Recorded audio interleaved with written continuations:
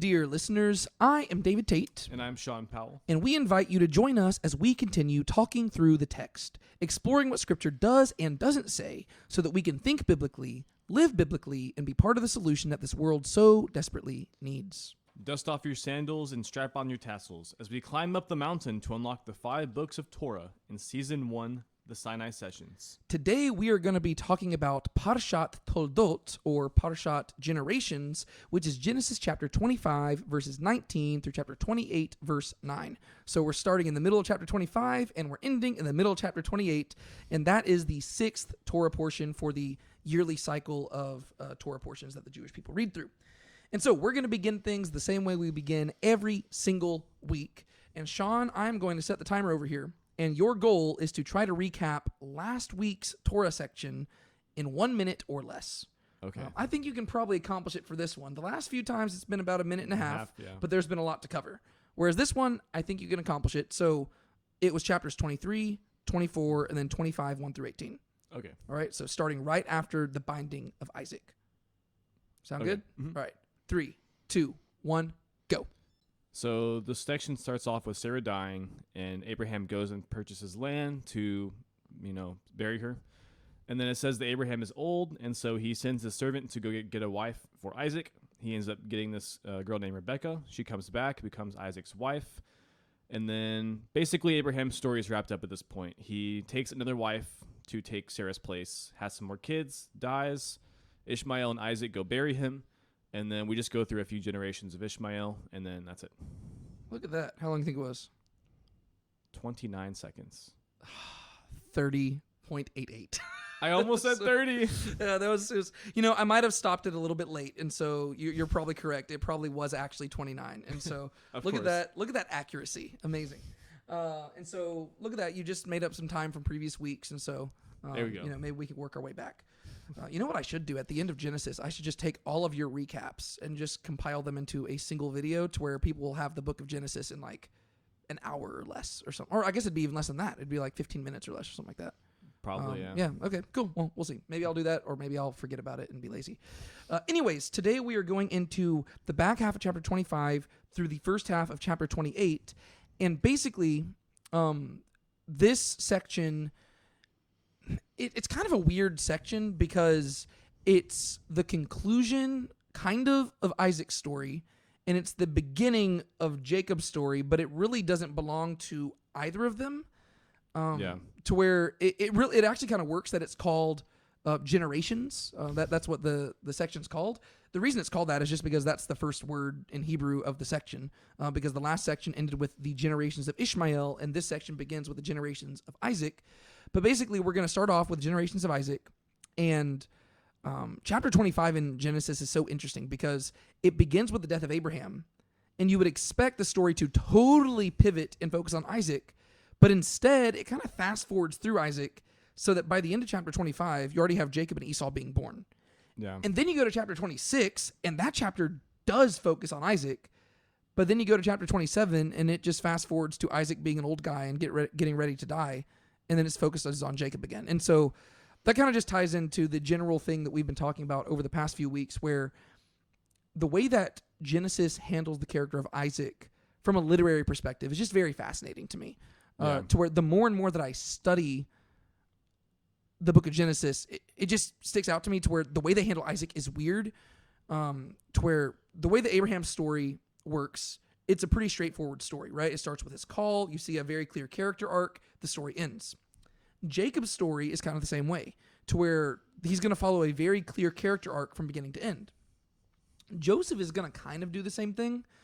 He's not going to, he's going to be more of a static character who kind of stays the same from beginning to end, but the world around him is changing. Yeah. And so there's a very clear story arc from beginning to end. There's kind of an arc for Judah, though. Yes. Yeah. Judah's like the secret main character in the middle of that whole story. Yeah.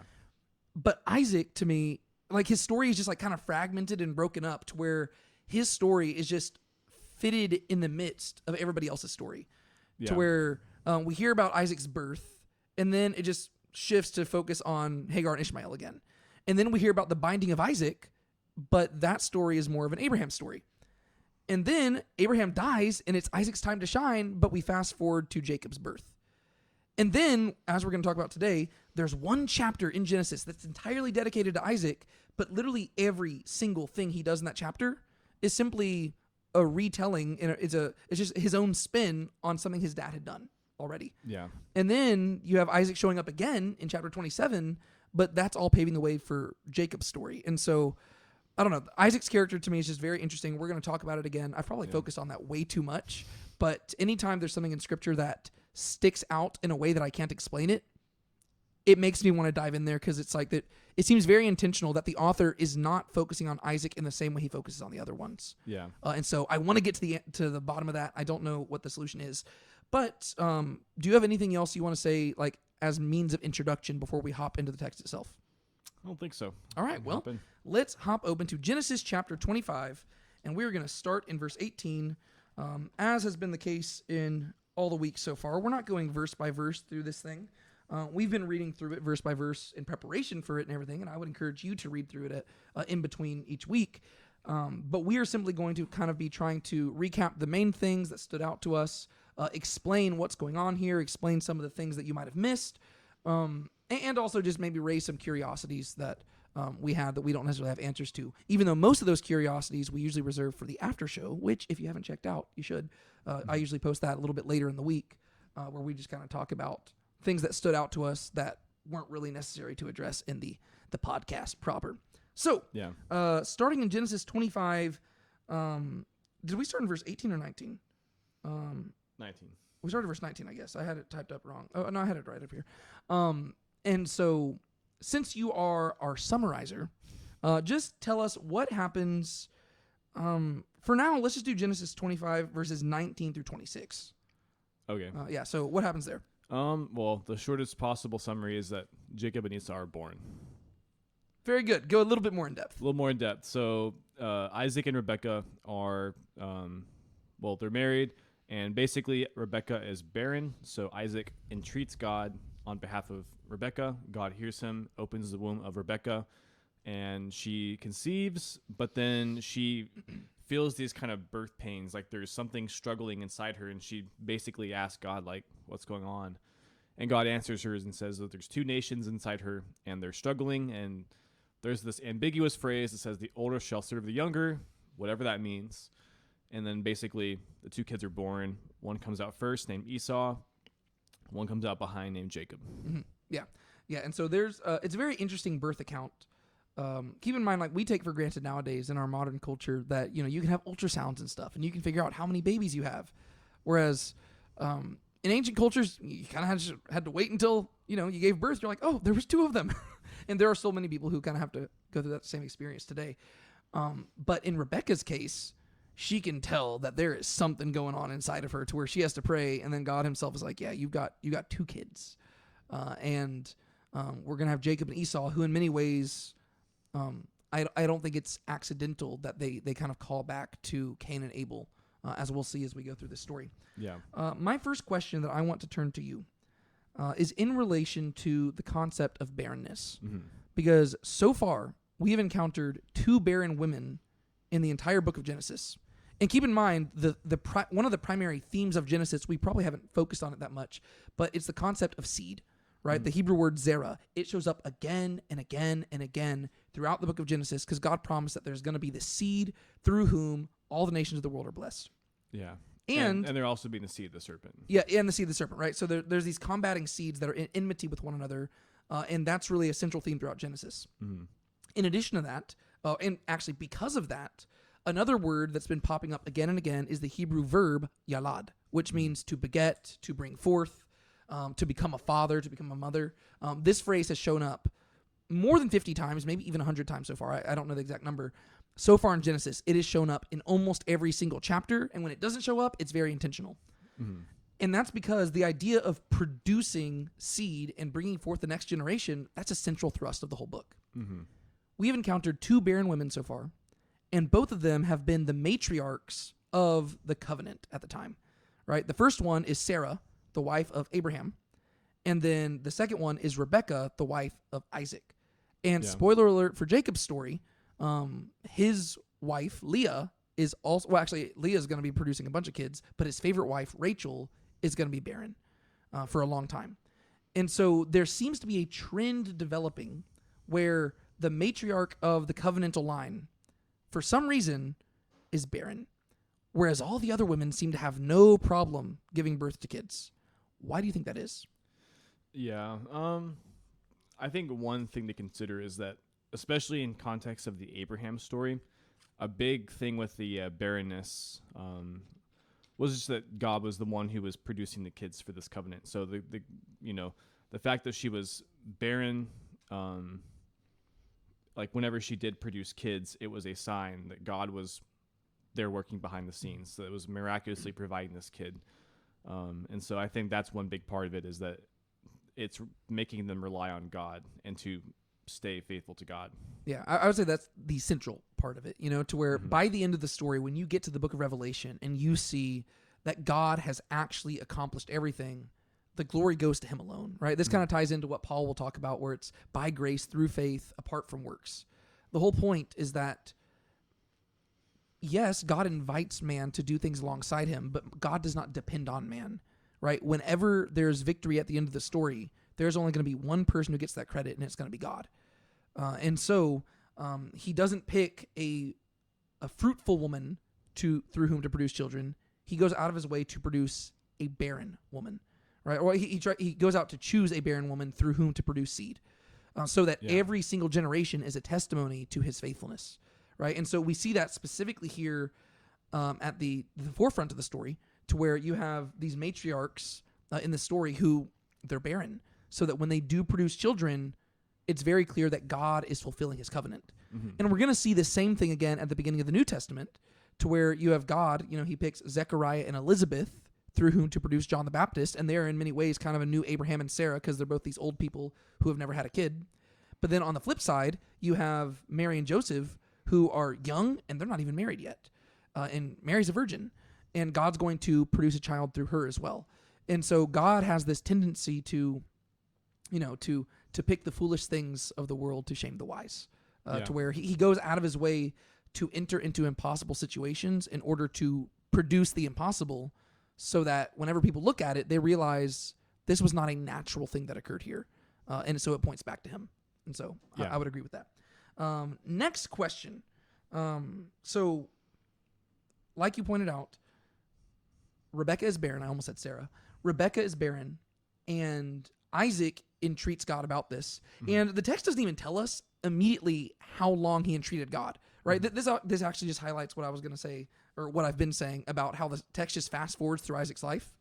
Because Isaac, what age was Isaac whenever he married Rebecca? It was 40 or 37. He was 40 years old. Yeah, 40. Yeah. He was 37 when his mom died, and he's 40 whenever... Oh, that's right. That's what I think it's... Does it say in here, or is it in the previous section where it says that he was 40?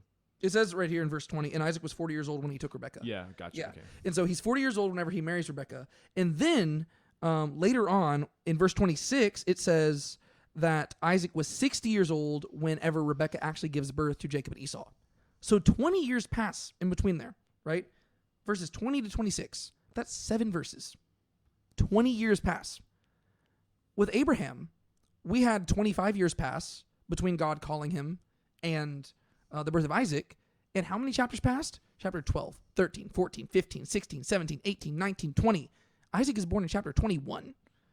That's 10 chapters dedicated to 25 years of Abraham's life versus 7 verses in Isaac's. And that's what I'm saying when the text is fast forwarding through Isaac's life. But the text doesn't even tell us how long had passed until after the births themselves. Yeah. And so the text actually focuses on this prophecy that God makes, right? So Isaac entreats God on behalf of Rebekah, and Rebekah conceives 19 years later. And then Rebekah, she can tell something's wrong inside of her, so she goes to God and is like, what's going on? And then we get this prophecy. It says, 2 nations are in your womb, and 2 peoples will be separated from your body. The word is there. It's divided. We saw that word. It's been several times in Genesis so far. Mm-hmm. So 2 peoples will be divided from your body. So the idea is that these 2 guys, kind of like Cain and Abel, they're going to be in enmity with one another. They're not going to be buddy, like best friends. They're not Zach and Cody. They're more Cain and Abel. And one people shall be stronger than the other, and the older shall serve the younger. So I want to turn this question to you because this last part right here, it's worded very weird in Hebrew. To where in English, I think we kind of smooth it out because I think what a lot of the times translators will do is that they will read what we know to occur later on in the story back into this prophecy.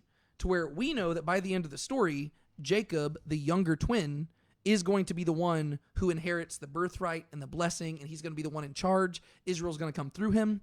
And so I think that later interpreters, they kind of read that back into the text, and they just flesh it out to where it just says, the older shall serve the younger. Whereas in Hebrew, it's a little bit more complicated. First off, the language for older and younger here is not the typical language you would see for older and younger. In Hebrew, it would actually be the greater and lesser. The word for younger and lesser, that is typically the same word.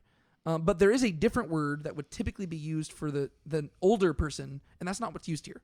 And so, it like you could say the greater and the younger, but it's more likely the greater and the lesser, right? So the greater shall serve the lesser. But even then, that is still too clear. But even if you just translate like that, you see the ambiguity.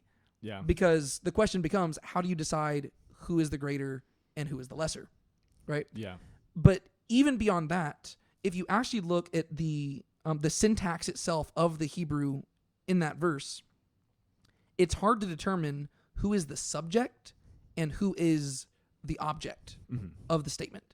To where it could be the greater, the lesser shall serve, or it could be like the greater, comma, the lesser shall serve. To where it's like, depending on how you read it, it could be saying that the greater shall be the one who serves the lesser, or it could be saying the lesser shall be one that serves the greater. Yeah. To where it just seems ambiguous, to where I've seen some scholars compare this to the oracles of Delphi, that you see in like Greek mythology and stuff, to where if you ever look at like the oracles that the oracle at Delphi would pronounce, they were usually so vague that either way it would pan out on top, to where like, however things transpired, it would come out to be true.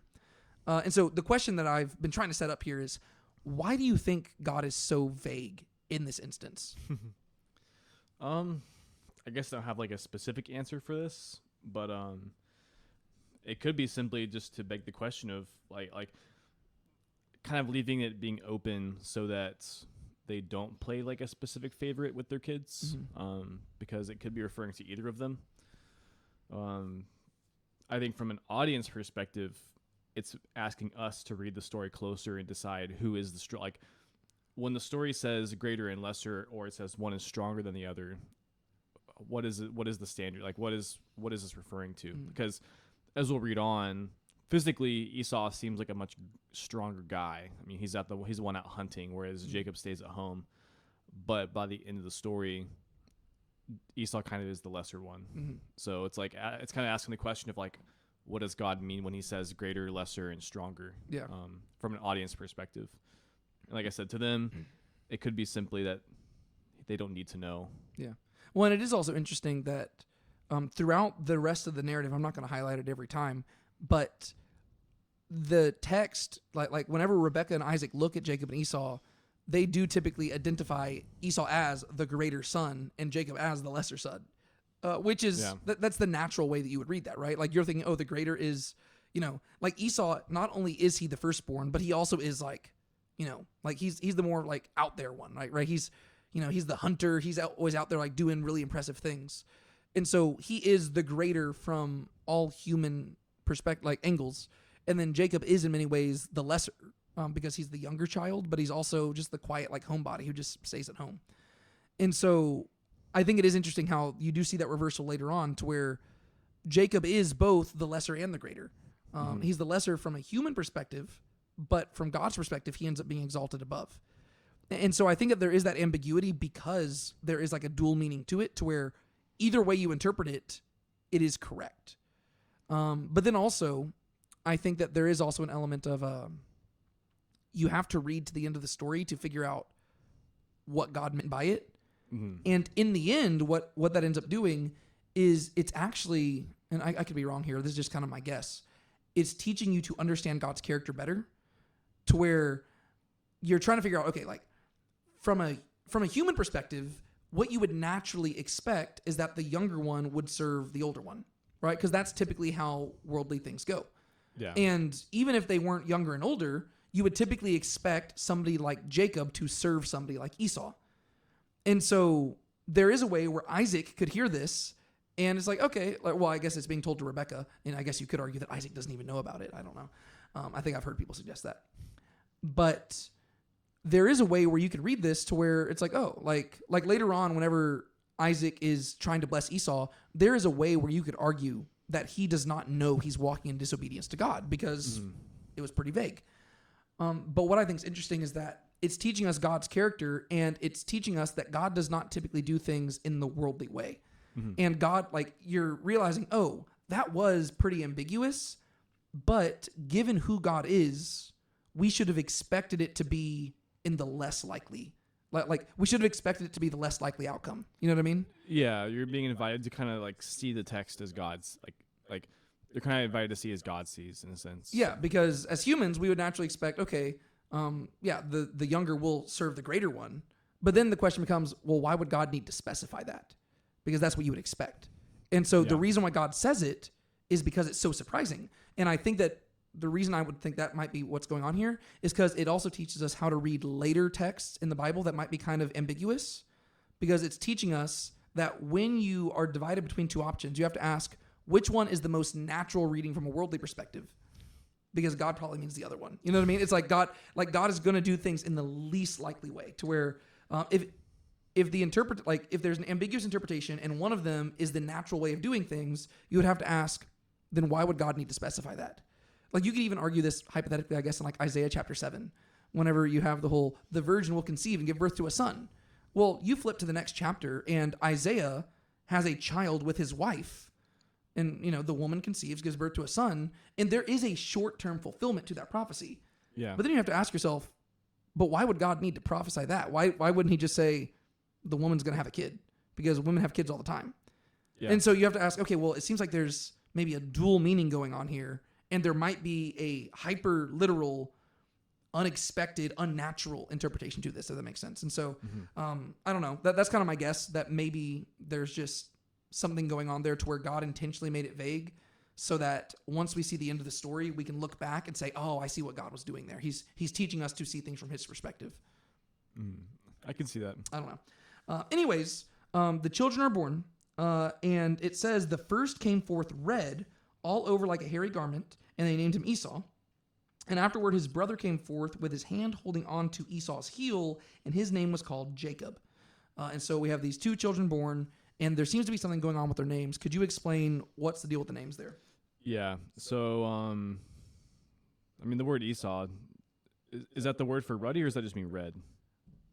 The name Esau, so it's kind of like a pun for it. I'll look up the exact thing, but fun fact about this is, like, Esau's name is actually hard to derive a little bit, to where the name, like the word red, would more closely tie to the name Edom, yeah. which is Esau's other name. But Esau itself, it sounds like another word. I'll pull it up real quick. But if you want to keep explaining it. Yeah. So it says that he came forth red, all over like a hairy garment. The word for red there is admoni, which seems to be related to Edom and to like Adam. But the word means ruddy. This is the same word that is later used to refer to King David, where it says that he was young and ruddy in appearance. And then you get to hairy garment. It says, I believe that is like a hairy cloak. Mm-hmm. And the word for hairy there is like the word Seir. Yeah. It's kind of a pun. Yeah. And so it's a pun for the capital city of Edom. Yeah.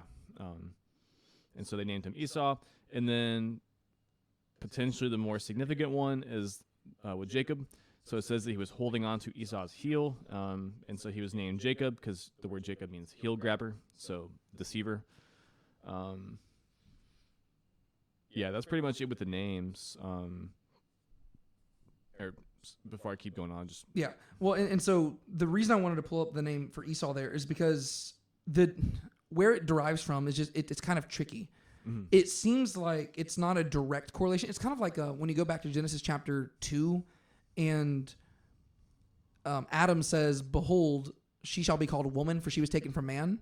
The Hebrew word for man is ish, and the Hebrew word for for woman is isha.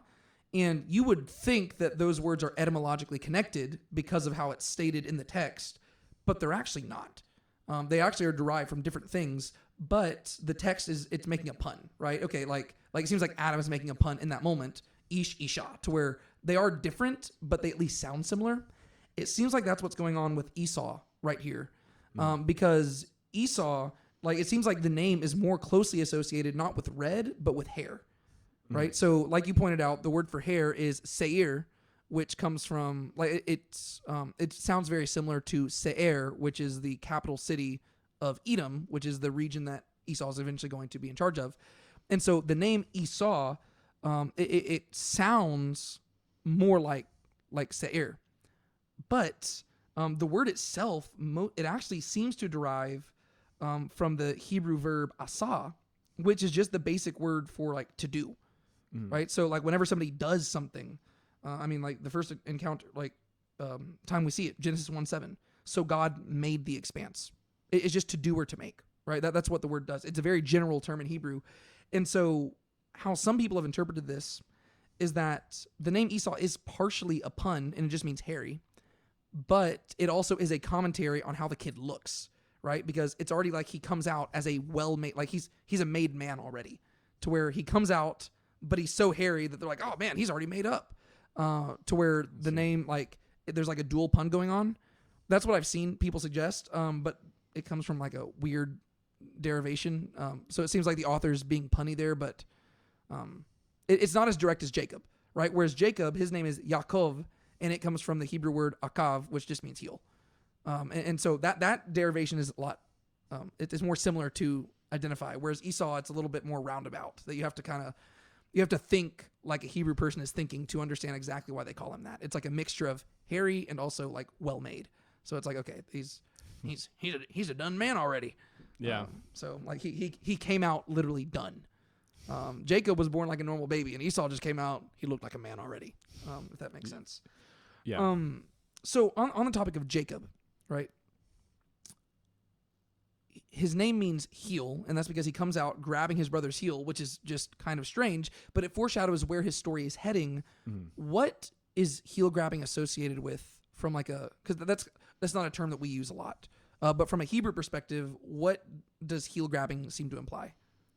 I guess in general, it seems to refer to some sort of like deception, Yeah. right? Is that what you're going for? Yeah, it's literally just tripping somebody up. That's what we would say nowadays. You know, I mean, I think of whenever me and you, people don't know this, people who watch this probably know this.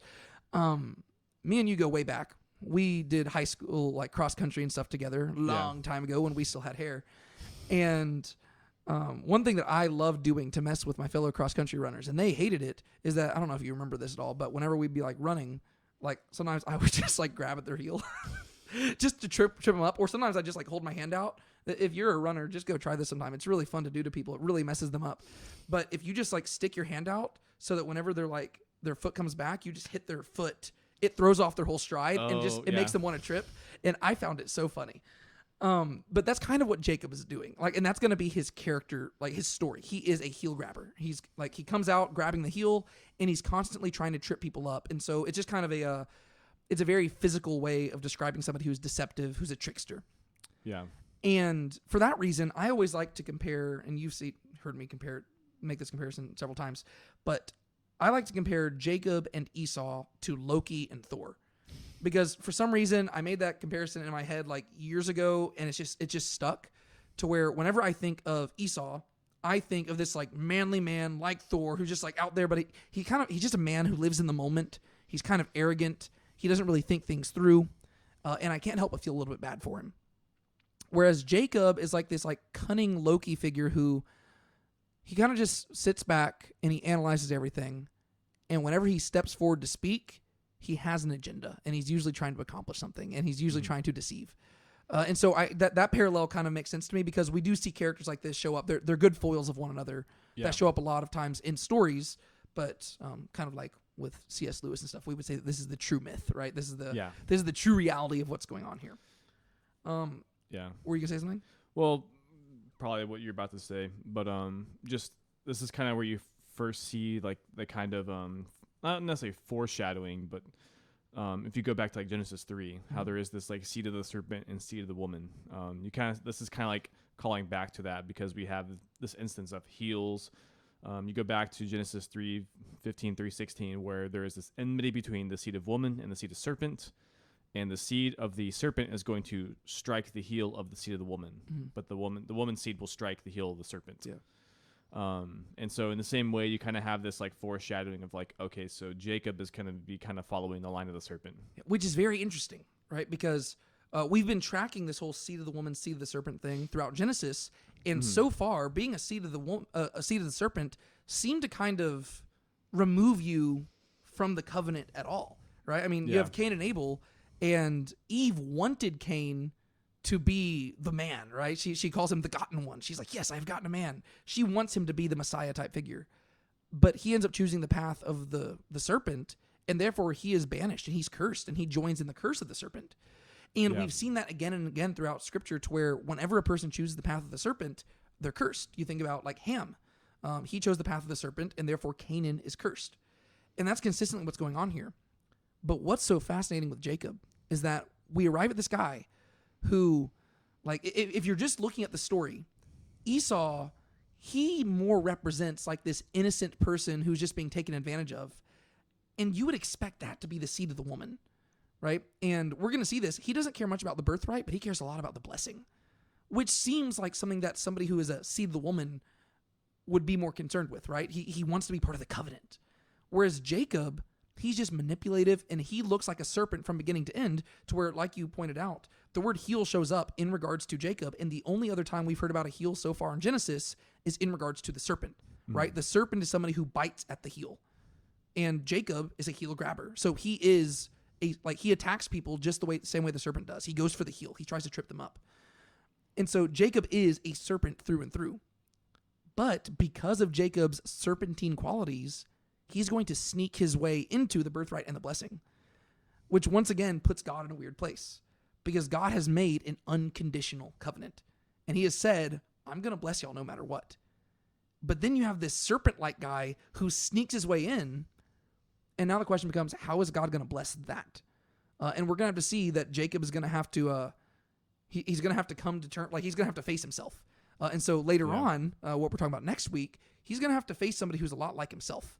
And he's going to have to look at the man in the mirror, and he's going to have to come to terms with who he is, and he's going to have that serpent-like quality removed from him. And so I do find that very fascinating, to where if you just look at like Abraham, Isaac, and Jacob, you do see that same regression that you've seen throughout Genesis so far, to where when you go from Genesis 1 through Genesis 5, you have people going eastward, right? People moving away from God. And then you start with Noah again, but then you go from Genesis 6 through 11, and people are moving away from God again. And then you go to Abraham, and Abraham, amazing man of faith. Isaac, as we're going to talk about today, he's okay. He's kind of mediocre. He's not bad. He's not good. He's just kind of there. And you get to Jacob, and he's bad. But God is going to work through that, and he's going to work the serpent-like qualities out of him. And I just think that's kind of cool if you just look at that from a thematic perspective. Yeah, and it will require him to go back east as well, in like a sort of like a little exile. Yes, yeah, he's gonna have to be exiled east, a self-imposed exile because of his own sinfulness. So Jacob is literally going to follow in the footsteps of, well, I guess he's not going to follow in the footsteps. He's going to pave the path for the people of Israel, to where he's going to sin. He's going to have to go into exile to the region of Mesopotamia, and then he's going to have to come back and rededicate himself to God. And so in many ways, Jacob is, there's a reason why his name is changed to Israel, and everybody gets their name from him, because Jacob is the ultimate Israelite. His life is a picture of what the rest of the Old Testament will be, to where you've got these, like, God is determined to bless people who are determined to live like the serpent. And so they're constantly wrestling against God. And so I just find that very fascinating, to where Jacob is literally, he's the heel. And God says, I'm going to take the heel grabber, and I'm going to turn him into like the means by which I bless the nations. And that's just really cool. Yeah. Because it sets the motion for the rest of it. All right. Anyways, we move on. And so the kids grow up. We move to verses 27 to 34. And what happens there? So basically, Esau is famished, and Jacob prepares a stew, and Esau approaches him and says, give me this food. Mm-hmm. And Jacob says, okay, sell me your birthright and swear it to me. And so he does, and thus Jacob obtains the birthright. Yep. So I have this like running joke in regards to Jacob, not only do I compare him to Loki, but I also compare him to Batman. And there's all these just stories with Jacob to where I just think of the Batman and the Christian Bale movies, like the Christopher Nolan ones, to where you've got Jacob talking to Esau, and I don't know. I don't think other people find this as funny as I do. It cracks me up every time. But you've got Esau who comes up and he's like, can I have some stew? And Jacob's like, yeah, but you got to give me the birthright. And he's like, swear to me. Like, just swear to me. Yeah, just exactly like Batman. And then later on, you're going to have Jacob who he goes to marry Rachel, but he wakes up and he sees that Leah is with him. And so, again, like Batman, he's like, where's Rachel? And I just find that so funny because I don't know why. Those are the things that stick in my head when I read the Bible. Of course. But anyways, so we're in Genesis 25 here. And I wanted to read how I've translated this particular passage because the interaction between Jacob and Esau to me is just really funny because I think you really get to see Jacob and Esau emerge as characters in this story. So let me just start in verse 27. And the young men became great, and Esau became a man knowing hunting, a man of the field. And Jacob, this is interesting, he's described as a blameless man. What we can talk about that. He's a blameless man dwelling in tents. And Isaac loved Esau because he had a mouth for game, and Rebekah loved Jacob. And Jacob had cooked stew, and Esau came in from the field, and he was faint. And Esau said to Jacob, now let me gulp down from the red here, for I am faint. Therefore his name was called Edom, which means red. And Jacob said, sell today your birthright to me. And Esau said, behold, I go to die, and what is this birthright to me? And Jacob said, swear to me today. And he swore to him. And he sold his birthright to Jacob, and Jacob gave Esau bread and lentil stew. And he ate and he drank, and he rose and he went. And Esau despised the birthright. And so, what do you notice about Jacob and Esau's characters in that story? Well, first you see that, Esau definitely is very much like in the moment. Like he just only cares about satisfying his hunger, whereas Jacob definitely sees like an opportunity. Like he tries to profit off of Esau. Yeah, this is not something that Jacob planned ahead of time, right? Yeah. No, this is Jacob taking advantage of the moment right there. You contrast this by chapter 27, where Jacob and Rebekah are going to conspire together to pull off this like heist. It's actually kind of a cool story from that perspective. But in this moment, Jacob's just taking advantage of the moment, right? He's apparently just been cooking some stew. Esau gets back, and again, poor Esau. I feel so bad for this guy. He just seems like a guy who's just living in the moment. And is he actually dying here? I doubt it. He's probably just a little bit dehydrated and a little bit hungry. But he comes back and he can't even like describe the stuff. He's like, just give me the red stuff here. Like it's literally just in Hebrew, the red. Just give me the red. Like, and so it says that's why he's called Edom, because he just give me the Edom, give me that. And so Jacob says, okay, well, swear to me. And Esau's like, well, what good is my birthright to me if I die? And so real quick question, what is the birthright? I mean, it seems like it's the just inheritance to like their like possessions. Yeah. So the Hebrew word is bekorah, and it's the legal inheritance of the firstborn. And so in the ancient world specifically, I don't know how broad this was in general, but I know at least in the land of Israel and probably the surrounding regions, the the birthright, like basically the firstborn child would receive a double portion of the father's inheritance whenever the father dies. And so, like we saw with Isaac, that Abraham gave everything to Isaac. So he received not only the birthright, he just received it all. Yeah. And Abraham seemingly left nothing to anybody else. Whereas, in general, the birthright was just a double portion, right? And so basically, the firstborn son would be treated as if he was two childs. And you're going to see this again with Jacob, because Jacob is going to basically give the birthright to Joseph by adopting two of Joseph's sons as his own kids. Oh, I see. So where Joseph is going to receive a double portion, not by literally being the firstborn, but Jacob is more or less going to treat him like the firstborn by giving him, by basically he's going to receive a double portion. And so that's what the birthright is. And we're going to contrast that by the blessing, which is something different altogether, right? So the words in Hebrew are very similar. There's the bekorah, which is the birthright, and then there's the berakah, which is blessing. It comes from the same words like baruch, which just means to bless. Oh, yeah. The birthright I do like the translation there in English because it keeps the alliteration, birthright and blessing. Sometimes people speak of these as if they're the same thing and they kind of conflate them. But later on in chapter 27, Esau makes it very clear these are two separate things. He says, he already stole my birthright and now he's stolen my blessing. So they're clearly two different things. Mm-hmm. The birthright is the physical inheritance, which is tied to just what the person literally receives after the father dies. Whereas the blessing is the spiritual inheritance. And so this would be something that there probably isn't a perfect parallel for this in every single family that has ever existed.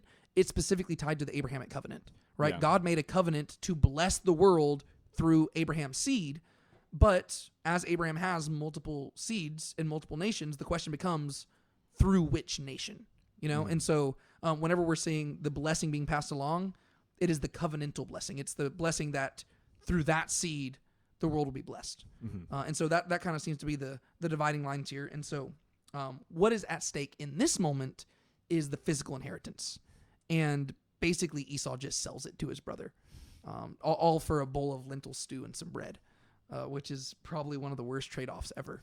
But to Esau's credit, if he was as famished as he suggests, and if he had died in that moment, the birthright wouldn't be worth anything to him anyways. And so yeah, that's true. He raises a valid point, but the way that it reads would suggest that he's probably just a little extreme. And the way that people characterize Esau later on in the story would seem to suggest that he's just kind of a very dramatic figure. Yeah, the fact that it says that he despised his birthright.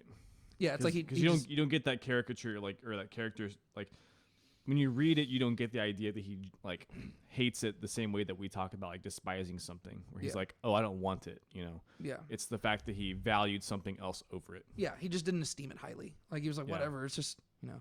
He's living in the moment, right? He's not thinking, oh, I need extra inheritance. It's like, nah, I just want food now. But then later on, after he gets the blessing gypped from him as well, he's gonna be like, this Jacob guy sucks. He's like, this guy is the worst. Quick question though, just to go back to what I'd been highlighting earlier. It says that Esau was a man of the field, but Jacob was a peaceful man. In Hebrew, I don't have it written down right here. I do actually. In Hebrew, the phrase is ish tam, right? So Tom, ish is man and tam is the word here, and it's translated as peaceful, but it's not a very common word that shows up in the Bible. And one of the only other places where the phrase ish tam shows up is in the book of Job, and it describes Job as an ish tam.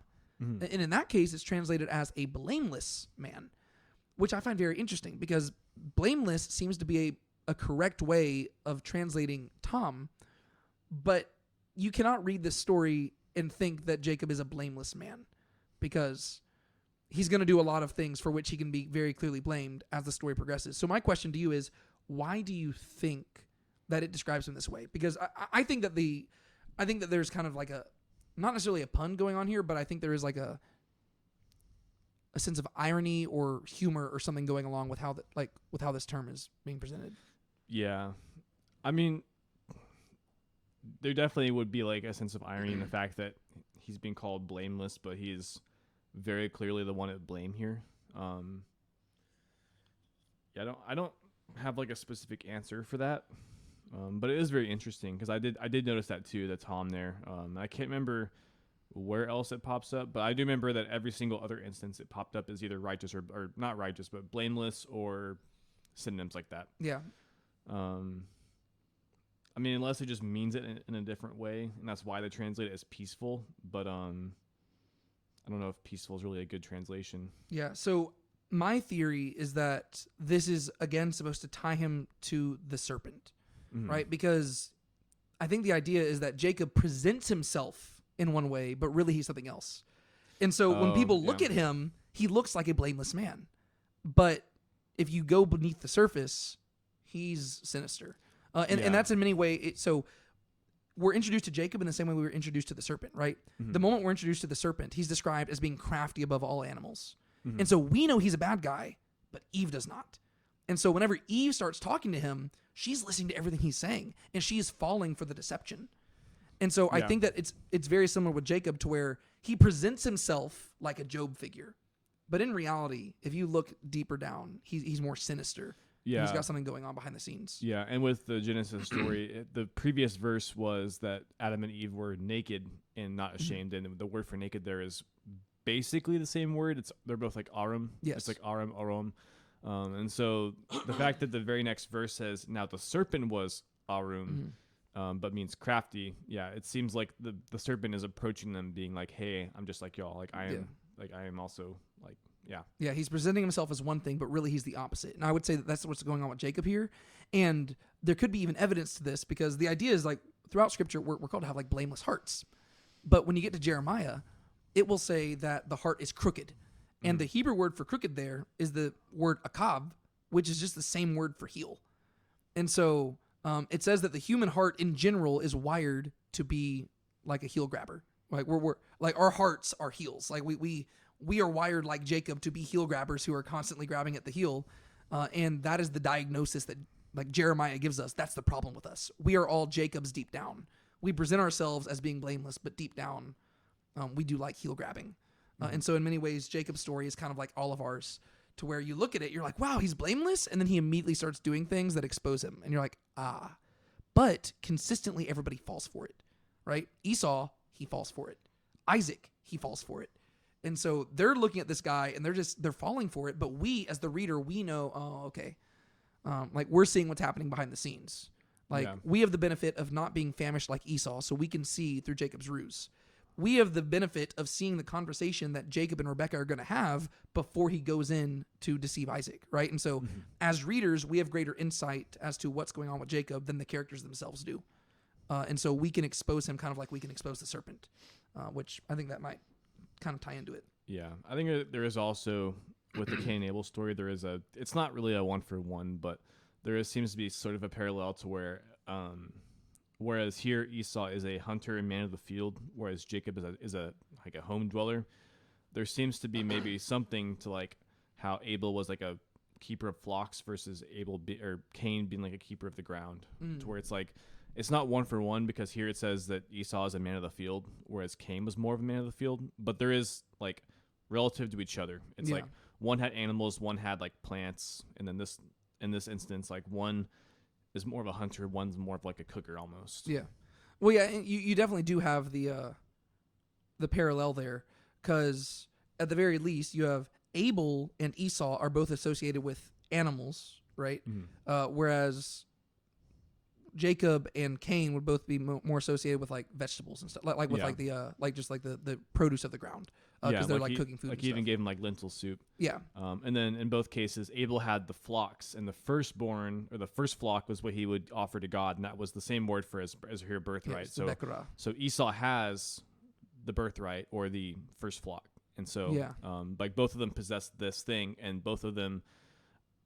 It doesn't say in the other story that Cain wants the first flock, but he does become jealous because of it. Because that's why God gives favor to Abel, but not to Cain. Yeah. And so he becomes angry and kills him. Yeah. Whereas here, it seems like it is something that Jacob wants, and so he obtains it a different way. Yeah. Well, and you're going to see this like reversal to where at the beginning of the story here, Jacob looks more like Cain and Esau looks more like Abel. But by the end of the story in chapter 27, it's going to be flipped to where Esau is the one who's wanting to kill Jacob. Right, to where now Esau looks more like Cain and Jacob looks more like Abel, and that's because Jacob has snuck his way in. And to me, that even could almost call back to whenever God gave the warning to Cain, saying, "Sin is crouching at your door, and if you don't rule over it, it'll rule over you." And Esau did not rule over it, and Jacob ruled over him. To where Jacob ended up sneaking his way in, to where like Isaac's literally going to say, "You will be master over your brothers," which is interesting. But anyways. We'll come back to Jacob and Esau in a second. For right now, or actually one more thing to mention, just because it's going to be relevant later, there is favoritism going on here, right? Isaac, he's specifically, Esau is his favorite, and the way it justifies it is because of his appetite, right? He had a taste for food, right? Like he really, I guess he just really loved food, and for that reason, Esau was his favorite. And then Rebekah loved Jacob, presumably because Jacob was at home more often with his mom. And just keep that in mind, because that's going to be another theme that we see later on, because there is this theme throughout Genesis of kids picking up the sins of their fathers. And so Jacob is also going to be guilty of favoritism to an even higher degree. And then Joseph is going to be guilty of it as well.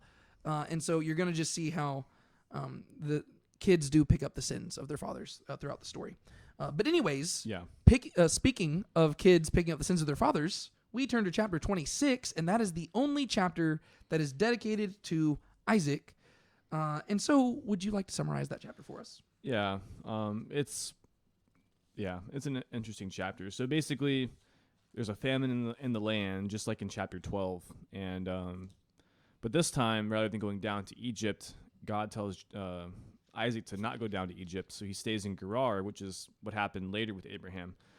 You have the similar story where they're staying in Gerar, and Isaac tells the people that Rebekah is his sister, not his wife, because he's afraid of them killing him. And so stuff happens, and by the end of it, Abimelech again kind of confronts Isaac in the same way, like, what is this you have done, because you have endangered us by not telling the truth. Does he send them away at the very beginning? Yeah, he says, "Go away from us, for you are too mighty for us." Yeah, so he sends them away, and then there's just this kind of back and forth with them, like building wells and stuff. And then by the end of it, there's this quarreling over wells, and by the end of it, they have finally established a well, and then he builds an altar to God and calls upon his name. Yeah. And so this is the only chapter in the entire Bible that is dedicated only to Isaac. And just because this is a theme that continues to intrigue me, I wanted to highlight ways where, even though this is the only chapter that's dedicated to him, every single thing that takes place in this chapter is simply a new spin on something that we already saw with Abraham. And so here are 10 ways where chapter 26 is just Isaac failing to be original. The first thing, Abraham's story began with a famine. That was in chapter 12, verse 10. Mm-hmm. So does Isaac's in chapter 26, verse 1. And we ultimately know where that story was heading, right? They're going to go to different places because Abraham's going to go down to Egypt, whereas Isaac, he's never going to leave the land of Canaan. But he's going to go to another place where Abraham made the same exact mistake. So, secondly, twice in his story, Abraham identified his wife as his sister and gave her over to a foreign king. We saw that in chapters 12 and chapter 20. Isaac does the exact same thing in this section, but he is much more passive than Abraham, and he isn't nearly as good at hiding his deceit. And I want to talk about that in a second, because Isaac basically just gets caught immediately. In Abraham's case, God has to intervene in order to save Sarah. In order to bring her back to Abraham. Yeah, plagues or visions. Yes. Whereas Isaac, he just exposes himself without any divine intervention. And so he echoes his father, but he does not have the originality, and he doesn't have the cunningness, which is interesting. Thirdly, both Abraham and Isaac deal with Abimelech of Gerar. People debate about whether or not they're the same one. Abimelech just means my father is king. Mm-hmm. And so it could be that it's the son of the same guy. It could be the same person. We don't know. Abimelech saw how mighty Abraham was, and he asked him to stay. That was back in chapter 20 and chapter 21. By contrast, he noted Isaac's might, and he asked him to leave, and that's in this chapter. Both were confronted by the question, "What have you done?" But where Abraham stammers an excuse, Isaac is just silent. And this actually happens in all three instances, to where every single time Abraham or Isaac lies about the wife being the sister, they're confronted with that question, "What have you done?" Mm-hmm. Fourthly, Abraham and Isaac both grow rich in a foreign land. Abraham grew rich in Egypt in chapter 12 and in Gerar in chapter 20, and in the same way, Isaac became great while in Gerar. Yet even then, Isaac's prosperity largely stems from redigging his father's wells so that his success is derivative of Abraham's previous infrastructure. And so it's not even him producing his own thing. He's just redigging what had been filled up. Mm-hmm. Fifthly, both Abraham and Isaac dig wells in Beersheba. Abraham is the one who digs them, and like I already said, Isaac redigs them. Mm-hmm. Sixthly, Abraham and Isaac both had shepherds striving with one another, and this calls to a different story where you see a parallel, because Abraham's shepherds strove against Lot's shepherds in chapter 13, and it's the exact same language that we see in chapter 26 whenever we see that Isaac's shepherds were striving against Abimelech's shepherds. Mm-hmm. And in both stories, it resulted in separation, right? Abraham and Lot, they had to separate, and then you have Isaac and Abimelech, they have to separate as well. And it seems to be because in both cases, well, actually, I guess it'd be slightly different, because with Abraham and Lot, they were both so rich that the ground could not hold them, Whereas in this case, they're mainly disputing over wells. And so I guess it would be similar to where they just didn't have enough water for everybody. But at the very least, there's it's almost like the lack of richness in the land, right? To where there's just not enough water. And so it leads to their separation. Seventhly, both separations are followed by divine promises of multiplied seed. So God shows up to Abraham and he says, lift up your eyes, look north, south, east, west. I'm going to give this to your land and I'm going to multiply your seed as the dust of the earth. Chapter 26, he says, hey, Isaac, I'm going to bless you and multiply your seed. Eighthly, Abraham and Isaac both respond to the promise by building an altar and calling upon Yahweh. Ninthly, both dispute with Abimelech a little bit later on over wells, but while Abraham is active and assertive, Isaac is passive and he just withdraws. And that's not necessarily a bad thing. I want to highlight that some of the differences between Isaac and Abraham here are not negative towards Isaac.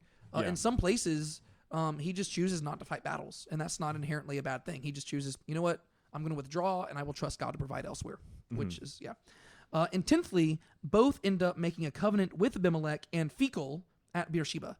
And Phicol, once again, we don't know if it's the same person or if that's just like a title for a person in the Philistine territory. But they both make a covenant with these two guys in Beersheba. In both cases, Abimelech acknowledges that Yahweh is with them in all that they do. He uses that exact same language, God's with you in all you do. And Abraham and Isaac, they both give the place the name Beersheba, but it seems to be for two different reasons, right? Abraham names the place Beersheba because Beersheba means well of the seven. Sheba just means seven. And that's because there were 7 ewe lambs that he gave to Abimelech to seal the oath. However, Isaac names the place Beersheba because of the well that they founded on the day that they made the oath. And the name that they called the well was Sheba, which also means oath. And so it's a double pun. So Beersheba, it could mean well of the 7, but it also could mean well of the oath because Sheba could be translated as either 7 or oath. And so there are those 10 parallels to where literally every single thing that takes place in this chapter is just Isaac walking in the footsteps of his father. Yeah. Which it makes Isaac less unique as a character in his own right. But I would also argue that given Abraham's reputation as an amazing man of God, that's not the worst reputation to have, right? If your worst reputation is that you followed in the footsteps of Abraham, that's decent, right? I mean, yes, he messed up like Abraham did, but Abraham is a good guy to model yourself after. Right. And whenever we go into Jacob's story, we're going to wish that he would model himself after Abraham. But instead, Jacob is modeling himself after the serpent. And so, I don't know. How do you feel about Isaac in general as a character? Yeah. I mean, pretty much just already what you've said. He's just very, very passive, but it's also somewhat of a refreshing. He's kind of like that moment of rest in between. Like he's the calm after and before the storm kind of thing. He's the calm between two storms? He's the calm between two storms to where it kind of makes sense.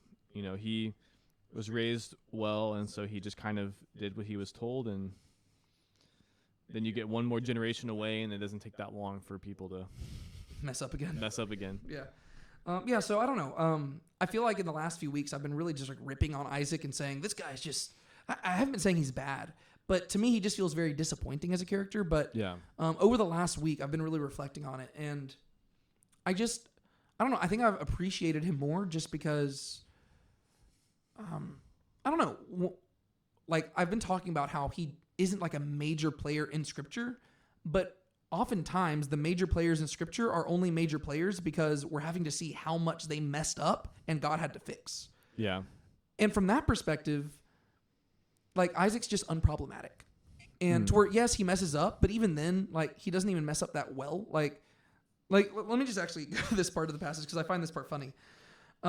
So we talked about with Abraham, whenever he lies about Sarah. And also keep in mind, the reason why these stories are repeated is because every single time they are putting the covenant at risk. Like, we know in this instance, God handpicked Rebekah for Isaac, and he is just giving her over, right?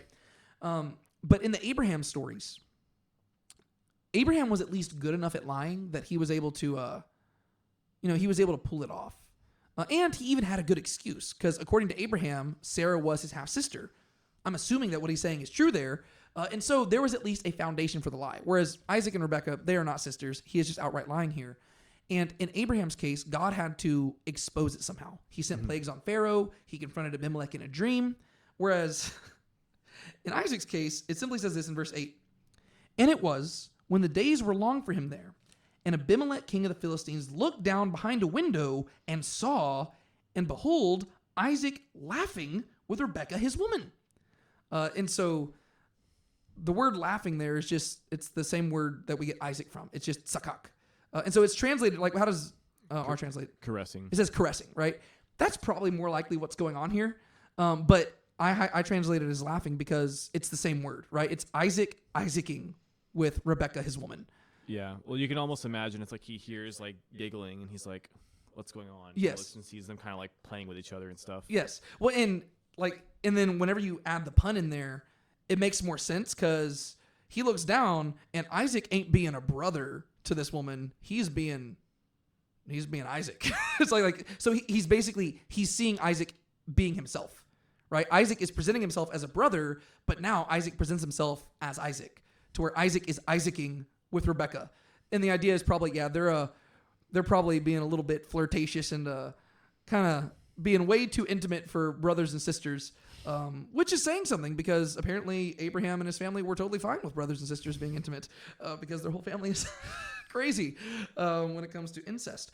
But yeah, so what I love is that Isaac just exposed himself here to where I'm assuming they must have been in a public place, right? I don't think that Abimelech is, I don't know, I don't think that Abimelech's like spying on them like as a peeping Tom, like looking through the lattices of their house. I'm assuming that this is a public place. It says that he's just looking down from the window and he sees this happening. And so I think the idea is that Isaac, he's just not good at concealing stuff, which is, again, that's not a bad thing, right? Like I know for me, I cannot lie. Like if I start lying, I have a terrible poker face. I cannot conceal it. And I'm totally fine with that. Like I do not want to be good at lying because if you're good at lying, like Jacob, you usually get yourself into trouble. It's probably for my own good that I pool sweat when I'm lying. Yeah, that's true. Yeah. So Isaac, he's just not very good at being deceptive. And again, that's fine, right? That's good. It's good when you're not being good at because that means that in general you're probably good at telling the truth. And so this was more of a moment of weakness for Isaac, whereas with Abraham it seemed like a repeated offense where he was just constantly doing it. And so I just love that Isaac exposes himself here. I have a question for you though. Specifically in regards to, I don't know if this verse stuck out to you when you were reading through it, but chapter 26, verse 5. Yep. Can you just read that verse in your translation? Then I'm going to read it in mine. They're both going to get across the same thing, but there's certain Hebrew terms here that stuck out like a sore thumb to me because we have to read it from an Israelite perspective. Yeah, this stuck out to me today, actually. Oh, okay. When I went back through. Yeah, I was going to bring it up. Will you read that verse? Yeah. Or I'll go back one verse. Okay. And I will multiply your seed. So he's talking to Isaac. And I will multiply your seed as the stars of heaven, and I will give your seed all these lands, and by your seed all the nations of the earth shall be blessed, because Abraham listened to my voice and kept my charge, my commandments, my statutes, and my laws. Yeah, and so the way I translated this is because Abraham heard my voice and he kept my charge, my commandments, my statutes, and my Torahs. Because the word for law there is the same word as Torah. And it's the first time we see it in the Bible. Why did this verse stick out to you? It stuck out to me like a sore thumb. Yeah. Well, I was reading back over it today, and I was like, wait a minute. There hasn't been any statutes or laws given to Abraham. The whole thing has just been like, hear my voice, essentially, and I have this covenant with you. And then I was thinking about that, and I was like, especially when you're considering why, not necessarily, I mean, these stories are written down because they happened, but like, especially when you're considering, the purpose of these stories or this history, and especially to an Israelite who is reading this with the Torah in mind, these are all things that predate the law. And so when you're reading about, how Abraham walked with God and heard his voice and it was counted as righteousness, and reading about his faith, you kind of realize that whenever he's saying this, Moses is kind of making a comment to the Israelites saying, hey, Abraham was, and he essentially fulfilled Torah without actually being given Torah. Yes. Because what Torah really is about isn't about, every, 613 laws. It's about hearing God's voice. Yeah. And so in a sense, before you even get to Jesus saying that you can boil the law down to these two commands, which is love God and love your neighbor, you kind of have Moses saying you can boil the law down to one thing: hear God's voice, Yes. and walk with Him. And that kind of seems like that's the commentary here. Yeah. Well, and what was I about to say? I just totally lost it. I'll just start talking and I'll figure it out as I go. So the reason this did stick out to me, like he's basically saying that Abraham is the ideal Israelite. But again, Abraham has not received the thing that an ancient Israelite would associate with these terms, like the literal Hebrew terms there. So the word for charge is mismeret, and that word, it shows up several times, mainly in Torah, right? It doesn't show up that much outside of it. It shows up a little bit in like Second Chronicles and stuff, but it's that's mainly a Torah-related term. And the next word is mitzvah, right? That's like one of the most common terms for commandments. Yeah. But Abraham has not received what an ancient Israelite would associate with commandments. Yeah. And then the next word after that is hukah, which is statutes, and that's again associated with Torah. And that's something where Abraham has not received those yet. And then the last word is just Torah, right? He has kept my Torahs, my laws. And the reason this sticks out to me, I remember what I was going to say, is this is one of those verses that really just, it actually encourages me, because there are certain passages that we've even been highlighting as we've been reading through the text, or I guess as we've been talking through the text.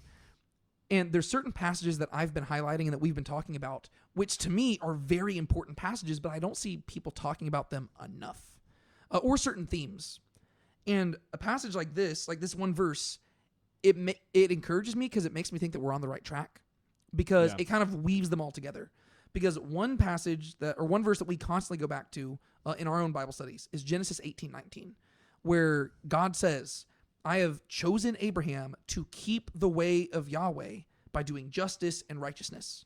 Well, that same word for keep it shows up right here, right? But he doesn't say keep the way of Yahweh. He says kept my charge, my commandments, my statutes, and my laws. Well, what are those things? Those are the way of Yahweh, right? And so we're getting an expanded understanding of what exactly that is. Yeah.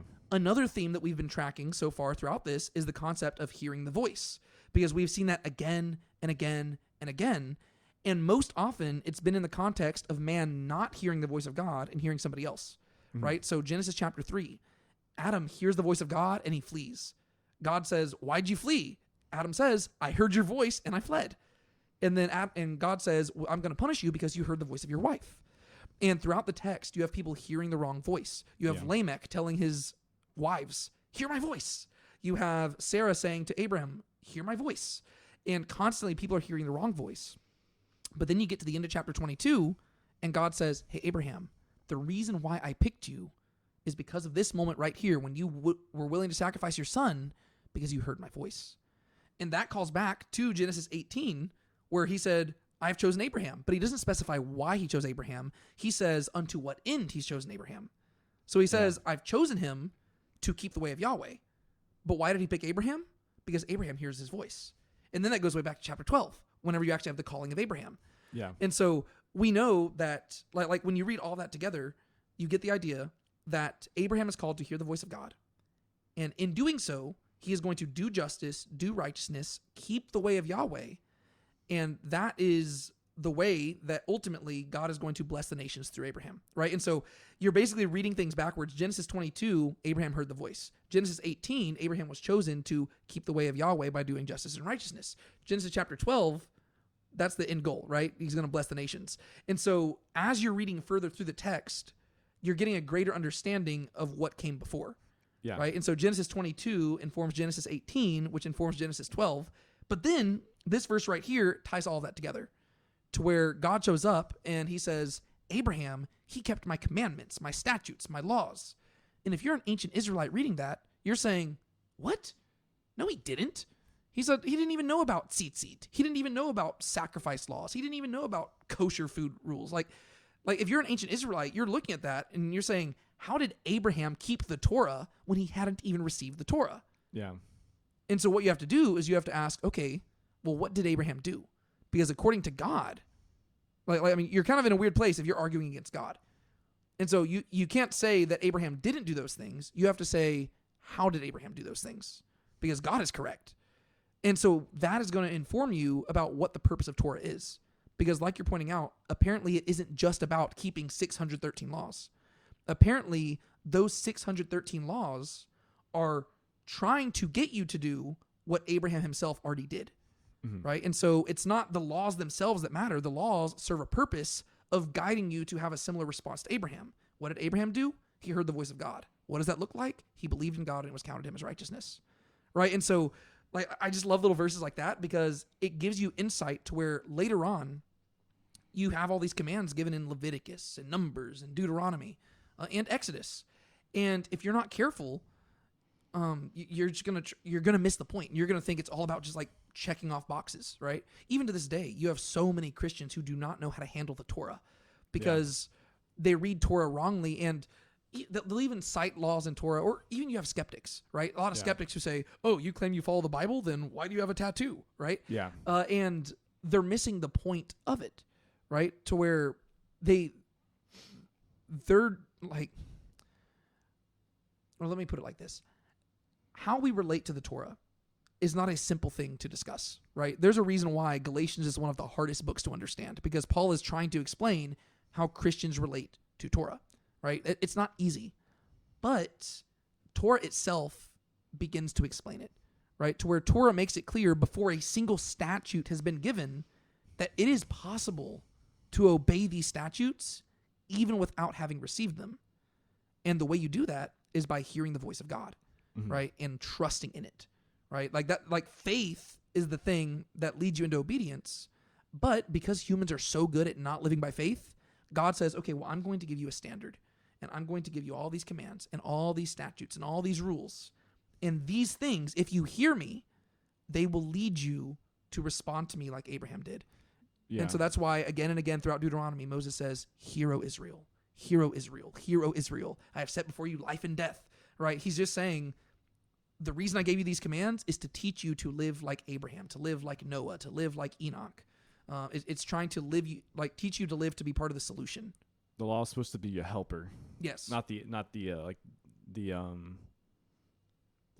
and of itself. Yeah. The way that Paul talks about it in Galatians is that the law is the tutor unto Christ, right? It's the teacher who raises you up and leads you to your need for faith, right? It was never the end goal, but it still served this essential purpose, specifically through the people of Israel, right? And so that's just worth highlighting, just because even nowadays there are so many weird, just different Christian denominations and cults and sects that have specifically developed because of a faulty understanding of what the purpose of Torah was.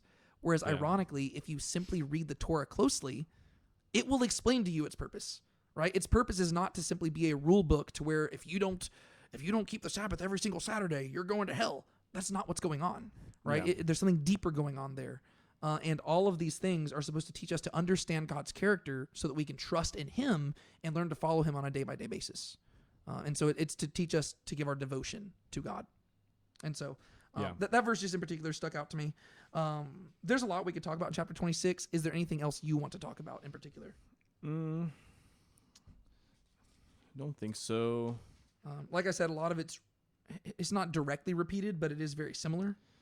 Yeah, I would say just one thing that's kind of broad is just, again, the whole thing that drives this forward is the fact that Isaac and like the seed of Abraham is growing bigger. Mm-hmm. If you compare this to like you said earlier, compare it to the story with Abraham and Lot. With Abraham and Lot, it was that Abraham was he was too big for Lot, and so they had to separate. Whereas here you have the people growing too big for the Philistines, and so the scale is increasing, and so they're having to separate because there isn't enough room for both of them. And it is kind of foreshadowing what's going to happen, later on, which is that Israel is going to, or the seed of Abraham is supposed to inherit the whole land, and that means if they're there, then other people can't be. And so it is kind of foreshadowing they're going to grow and grow and grow to where there will become strife, but also it requires the need for them to drive people out of the land. You're seeing the foundation being laid for why they need to be their own nation. Yeah. Right? Because with Abraham and Lot, they're two family members dwelling together, but they're too big, so they have to separate. Now you have Isaac with Abimelech, and they're two different people groups, but it's too big, so there's got to be separation.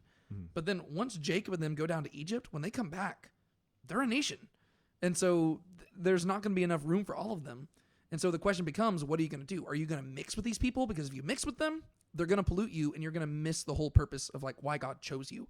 And so it's basically you got to kick them out or kill them. And so that's going to be where the line is drawn. And so, yeah. Yeah. Cool. Anything else you want to talk about chapter 26?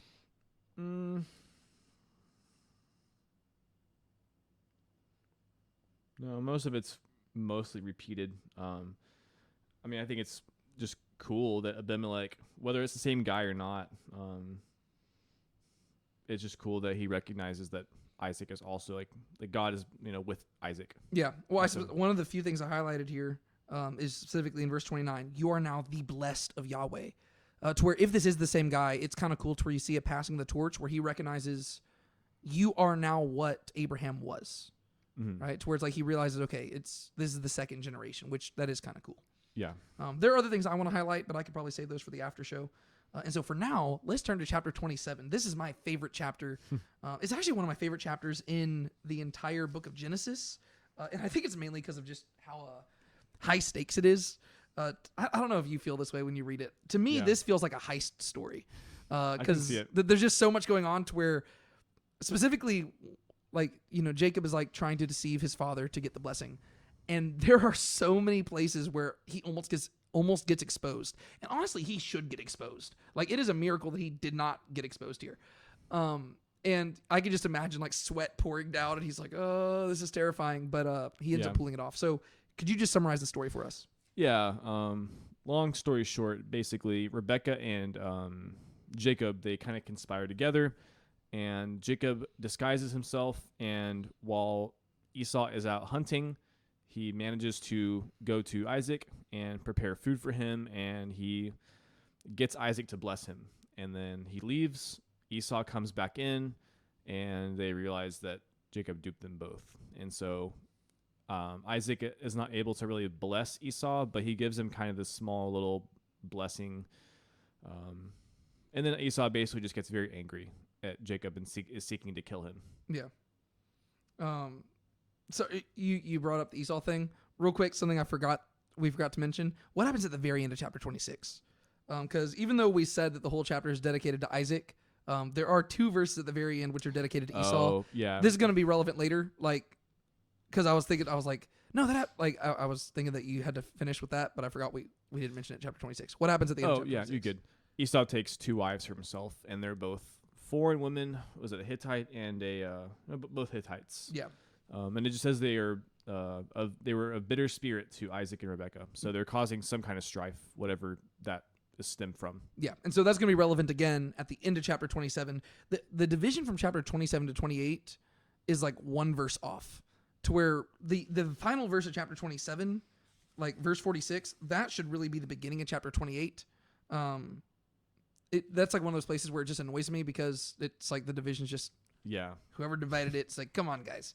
But yeah, so chapter 27, it's Jacob has already stolen the birthright. Or honestly, I say stolen. He didn't steal the birthright. He took a gamble and it paid off in his... He haggled for it. Yeah, he haggled for it.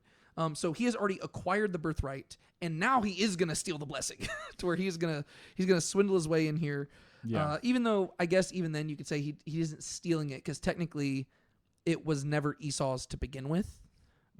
Technically it was always God's plan for it to be Jacob's, but instead Jacob is choosing to acquire it for himself, which is a problem that we will have to talk about. Yeah. And one thing that we haven't the text doesn't explicitly state this right here, but it is implied. Verse 27 says, chapter 27 verse 1 says, it happened that when Isaac was old and his eyes were too dim to see, that he called his older son Esau. And so we see that Isaac is old now. And it's only later on in the text that we're going to learn exactly how old he was. But I think Isaac, he's like 137 at this point. And he was 60 when he gave birth, like whenever Rebecca gave birth to Jacob. Which means that if you do the math, Jacob would be like 77 at this point? Yeah, Is I that guess correct? so. I guess I never really thought of that. Yes. Yeah, we typically, it makes the story a little bit less romantic when you get to chapter, 29. And he's like, Rachel, you're so lovely and amazing. Jacob's kind of creepy in that moment. We usually imagine him being a little bit younger, but it would seem to suggest that Jacob is older at this point, which again tells you how we're just fast forwarding through Isaac's life. Yeah. To where you get a 20-year time jump in like 7 verses. Then you have one chapter in apparently chapter 26. It just covers decades of time, or it covers a very short amount of time, and then decades happen in between chapters. Yeah, I'll say it's literally first chapter 24 starts off with now Abraham was old. Now Abraham was old, advanced in age, and Yahweh had blessed him in every way. Chapter 27. Now it happened that when Isaac was old and his eyes were too dim to see. Yeah, so it's literally been 2 chapters, and Isaac's story is basically over. But there is something funny here, because Isaac, like, when you read the story, Isaac feels like he seems to think that he is like about to die. And Jacob is going to steal the blessing. He's going to leave. He's not going to come back for 20 years, and Isaac is still going to be alive. Whereas Rebecca, she seems like she's just doing fine right now. Yeah. Whereas after Jacob leaves, she's never mentioned again, which would seem to imply that she died while he was gone. Which I just find that interesting because... Is she just not mentioned at all? Yeah, I don't believe so. Yeah, because we don't read about her death. But yeah, so I just find that funny. Like, I think this is just a classic case of just like, I don't know, us guys, we're just dramatic. You know, whenever I get a cold, like I will talk to my wife and I'm like, man, like this is it. I've got stage 4 cancer. Like I'm gonna die. Like it's just like a basic sinus infection. It is kind of funny that like both stories with Jacob, it's like Esau thinks he's gonna die, and so Jacob takes advantage of it, and now Isaac thinks he's gonna die, and then we have Jacob taking advantage of him too. Yeah, I think Jacob's just perceptive.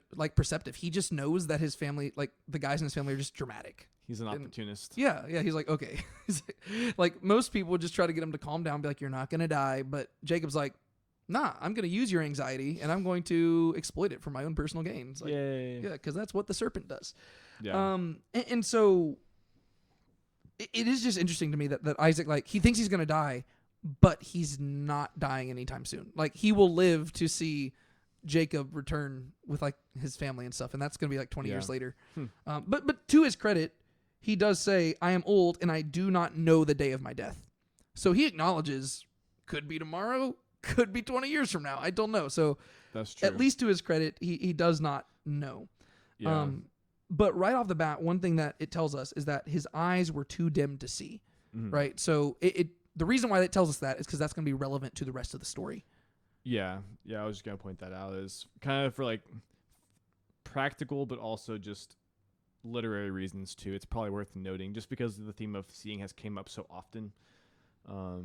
And both seeing as man sees and seeing as God sees. So it's probably worth just mentioning, that the story starts off by the whole premise of the story is that, well, one, Isaac thinks he's dying, or he thinks he might die soon, but also the other premise is that he is blind, or that he can't see well, and that's like the driving force behind the whole story. And so he's not going to be seeing properly because he's not, like, he is trying to see as man sees, but he cannot see well. Yeah. Well, and there's going to be this even deeper level to that, because the story starts with him saying, well, it starts with him being described as being incapable of seeing, yet the thing that's going to lead him to finally give Jacob the blessing in verse 27 is he says, see, the smell of my son is like the smell of the field which Yahweh has blessed. And so the first word that comes from his mouth it's the same word, to see.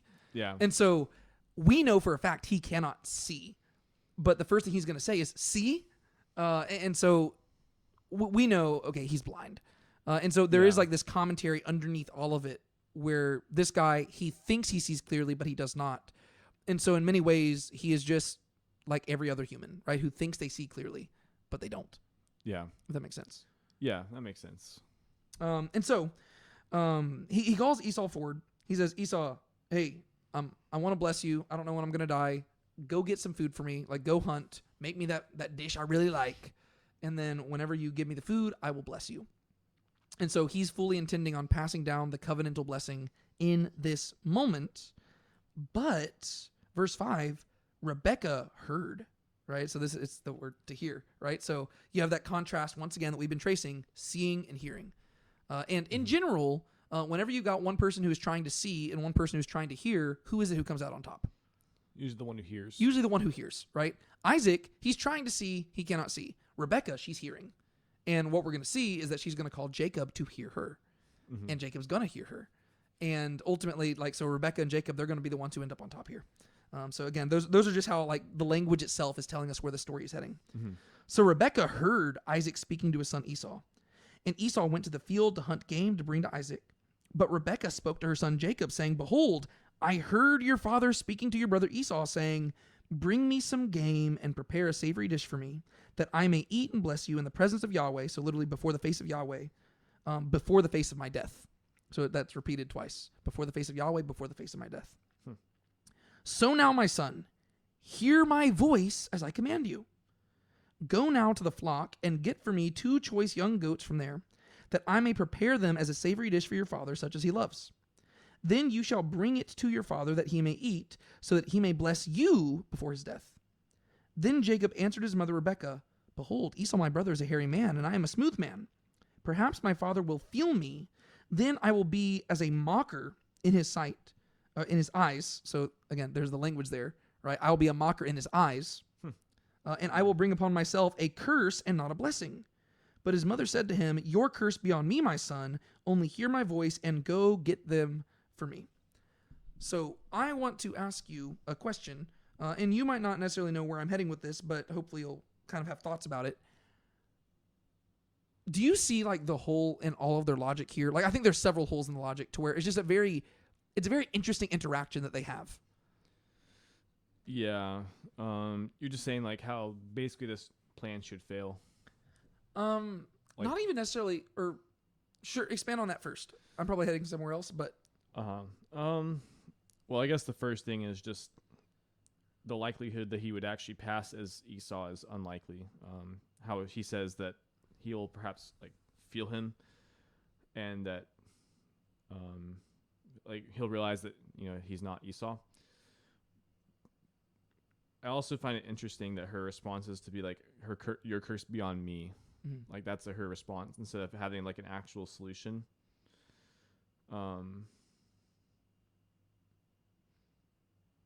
Yeah, the whole thing is just very interesting. Like, where are you heading with it? So, to me, it's just everything that's going on in this conversation just feels off, in ways to where it's like they don't see the hypocrisy in what they're saying. First off, I mean, the most straightforward thing is that whenever Rebecca brings this up, if Jacob is like, if he's the seed of the woman, you would expect him to object to this on moral grounds, right? To where he says, "Mom, we can't deceive Dad. That'd be messed up, right? Dad, he's our father. Like we got to respect his choice."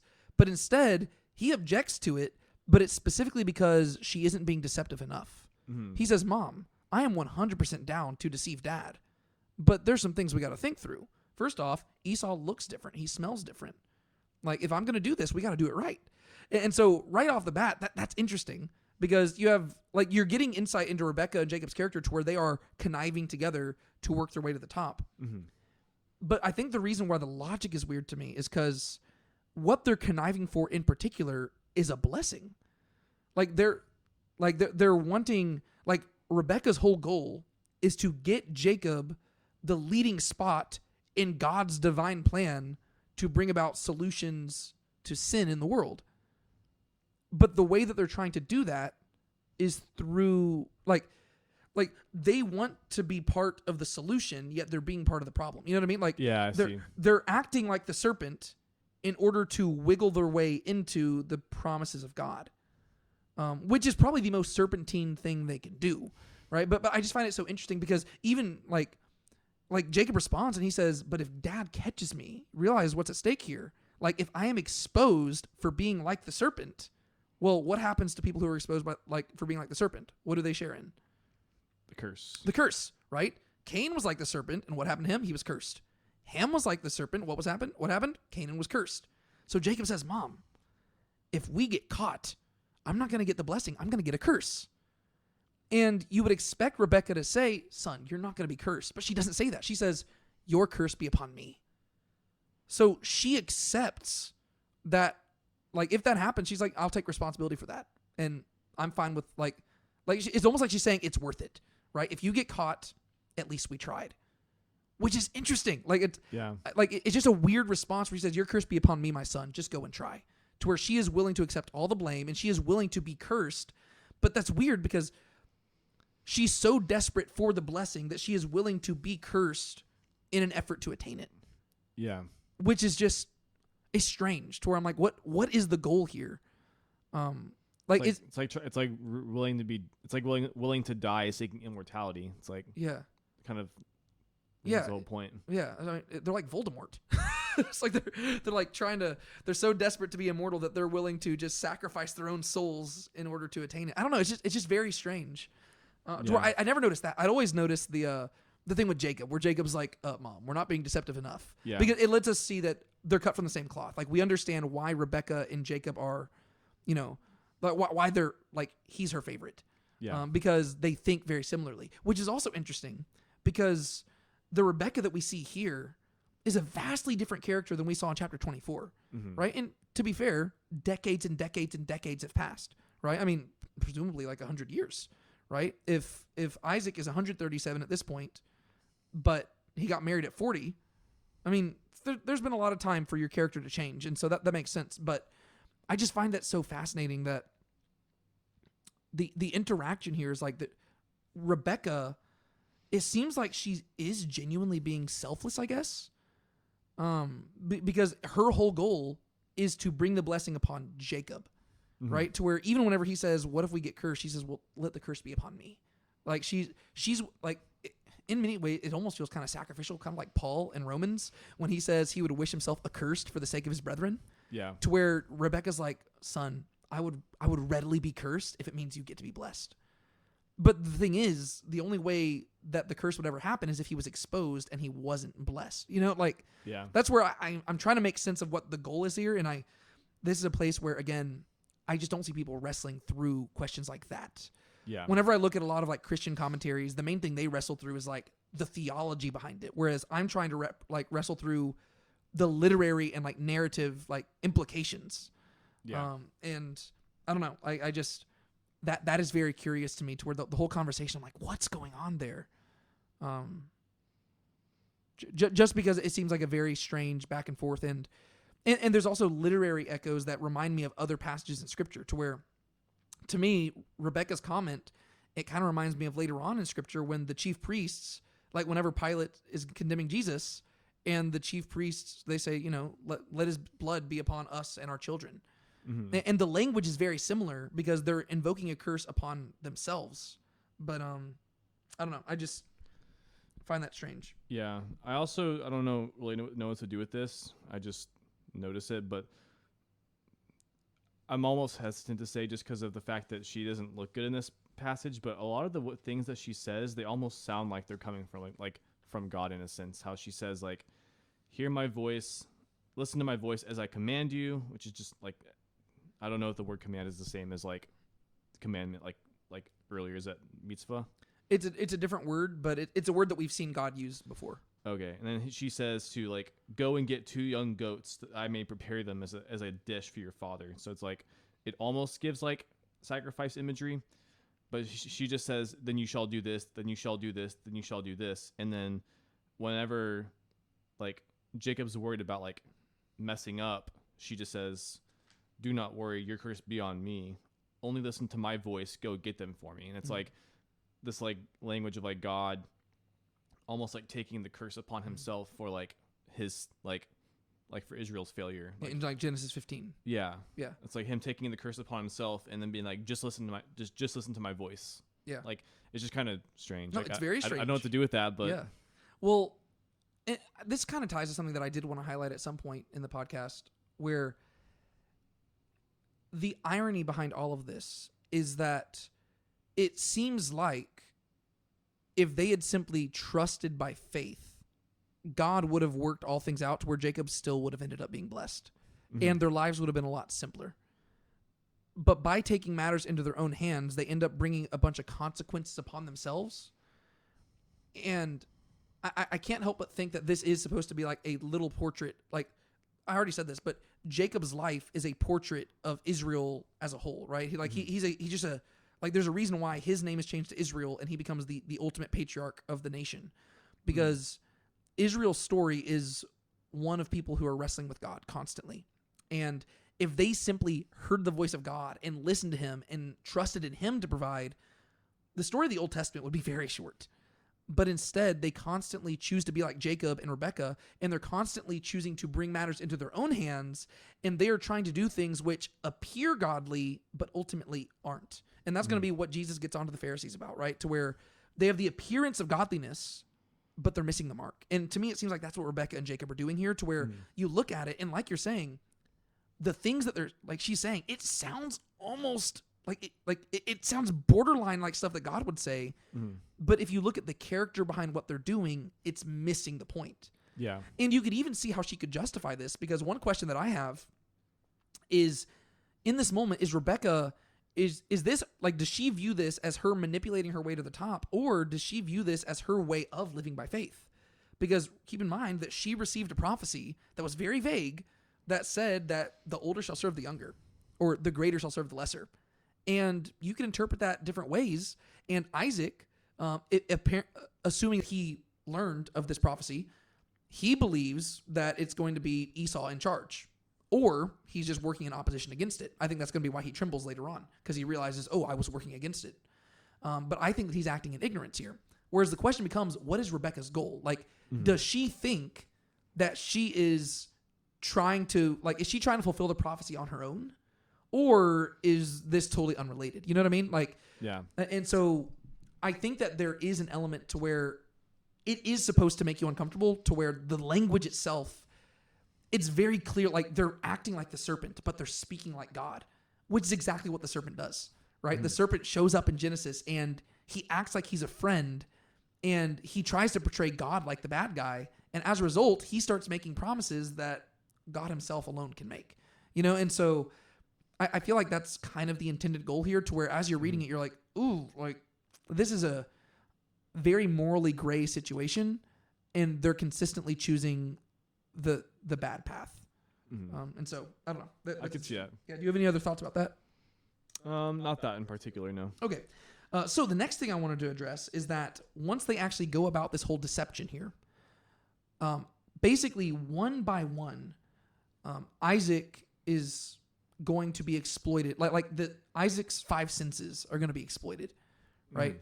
And there's going to be several occasions where Isaac almost catches Jacob, yet somehow he doesn't. And I don't know about you, I get the impression that by the end, whenever Isaac blesses Jacob, he probably he has to know. Like, he has to know that what he's doing is like he has to know that this is not Esau, but it's almost like he's deceiving himself.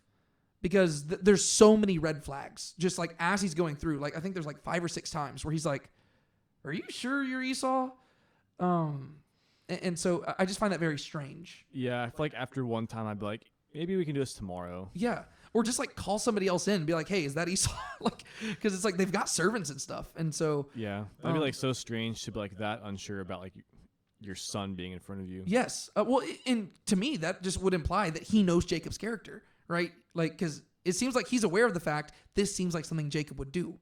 Yet he still goes through with it, which that could just reflect poorly on Isaac, or it could reflect on the fact that he is functioning like a prophet here, and he knows that it's time. And despite all that's going on here, he knows that he has something he has to say. I don't know. Yeah, not like exactly a Balaam moment, because he's not trying to curse Jacob, but like it's almost like he just has to speak. Yes, there are a lot of things. Real quick, just in case people don't know the Balaam story, very quickly, like recap what you're talking about there. A king gets a prophet of Yahweh to curse Israel, but basically God forces him to bless Israel, and so he is like literally trying to speak curses, and just blessings come out. Yeah, I'm glad you brought that story up, because I'm going to probably bring it up again later if I remember. Okay. Just because I think that ties to the whole question of why could Isaac not revoke the thing later on. Gotcha. And so, okay. But real quick, I just want to highlight a mixture of both how Isaac perceives several red flags that almost expose Jacob, but then also how Jacob evades all these by taking advantage of Isaac's blindness and exploiting all of his other senses. And so, the first thing, the first red flag is the speed in which Jacob brings forth the food. Yeah. Right?